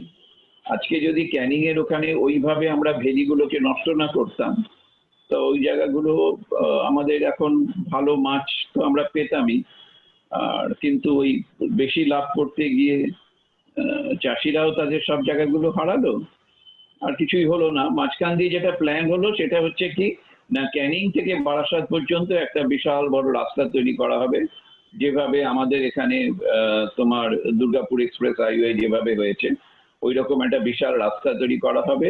আর বারাসাত থেকে ওখানে ইউনিভার্সিটিটা হয়েছে, তো ওইখানে একটা ইন্ডাস্ট্রিয়াল হাব তৈরি করা হবে। এইসব নিয়ে এরা চিন্তা ভাবনা করে গোটা জায়গাটাকে ড্যামেজ করে দিল। টোটাল যে আমাদের এগ্রিকালচারাল সিস্টেম যেগুলো ছিল সেগুলোকে নষ্ট করলো। এটা কিন্তু টোটালি পলিটিক্যাল। এবং এর সঙ্গে মানে ভিয়েতনামের সম্পর্কটা খুব অদ্ভুত ভাবে, ইন্ডিয়ার যত তার নিজস্ব কালচারাল হেরিটেজের মধ্যে ওর ছিল এগ্রিকালচার জায়গাটাকে সরে যাবে, যেটা প্রথম পঞ্চবার্ষিকী পরিকল্পনায় প্রফেসর প্রশান্ত চন্দ্র মহলানবিশ যেটার উপরে জোর দিয়েছিলেন যে দামোদর ভ্যালি কর্পোরেশন তৈরি হবে, তার অবজেক্টিভ হবে সোশ্যাল রেসপন্সিবিলিটি। তো এইভাবে উনি তখন ভেবেছিলেন, কিন্তু উনি সবসময় জোর দিয়েছিলেন যে এগ্রিকালচারের জায়গাগুলোতে তাদের যেন কোনো ক্ষতিগ্রস্ত তারা যেন না হয়। কিন্তু পরবর্তীকালে যে তোমার পঞ্চবার্ষিকী পরিকল্পনা হলো, তারা জোর দিল ইন্ডাস্ট্রিয়ালাইজেশনের উপরে, এবং সেইখান থেকে ডিগ্রেডেশন গুলো স্টার্ট করে গেল। আমরা প্রথম পঞ্চবার্ষিকী পরিকল্পনায় পভার্টি রেট যতটা কমিয়ে নিতে পেরেছিলাম, পরবর্তীকালে কিন্তু পভার্টি রেটটা বেড়ে গেল। এবং যেটা থাকলো সেটা হচ্ছে যে সমস্যা, নানা রকম সমস্যার মধ্যে আমরা জর্জরিত হয়ে গেলাম। আমাদের দেশের যে ভারতীয় পতাকাটা আছে, মনে রাখবে সেই পতাকার মধ্যে একটা সবুজ রং আছে, সেটা আমাদের আত্মার সঙ্গে যুক্ত। পতাকার রং তো আর সবুজ এমনি করে হয়নি। সুজলা সুফলা শস্য শ্যামলাং মাতরম বন্দে মাতরম, শুধু গানটা গাইলে তো হবে না, ওটাকে বাস্তবে পরিণত করতে হবে। আর কি করে হবে জানি না, সব তো ধ্বংস করে দিয়েছি। Okay, sir. লিভ করব এখন। ঠিক আছে, হ্যাঁ এবারে আমরা প্রেয়ারটা শেষ করে হ্যাঁ হ্যাঁ দিচ্ছি। হ্যাঁ।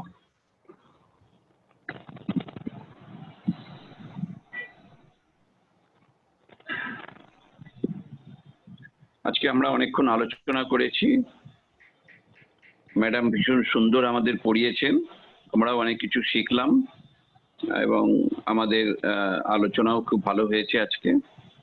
তো এখন আমরা শেষ করছি, তোমরা একটু হাত জোড় করে নাও।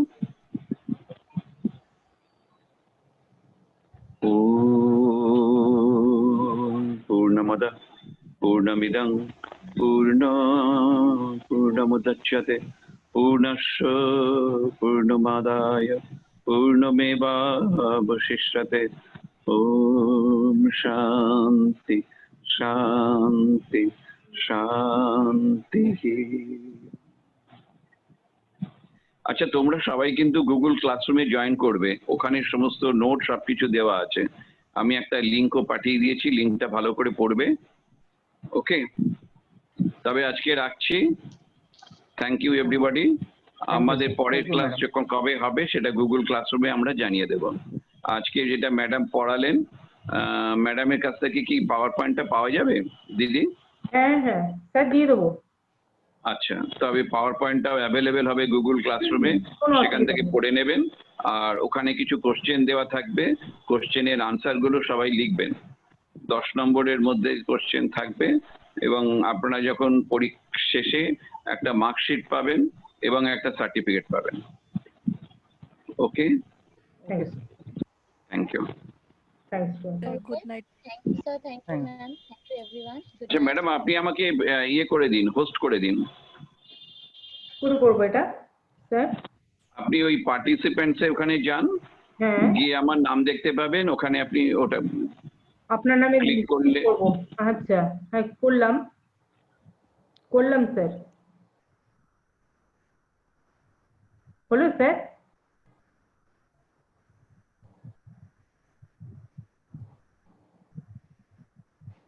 স্যারকে হোস্ট করে দিতে বলছে, হচ্ছে না তো আমার এখান থেকে। হয়েছে স্যার?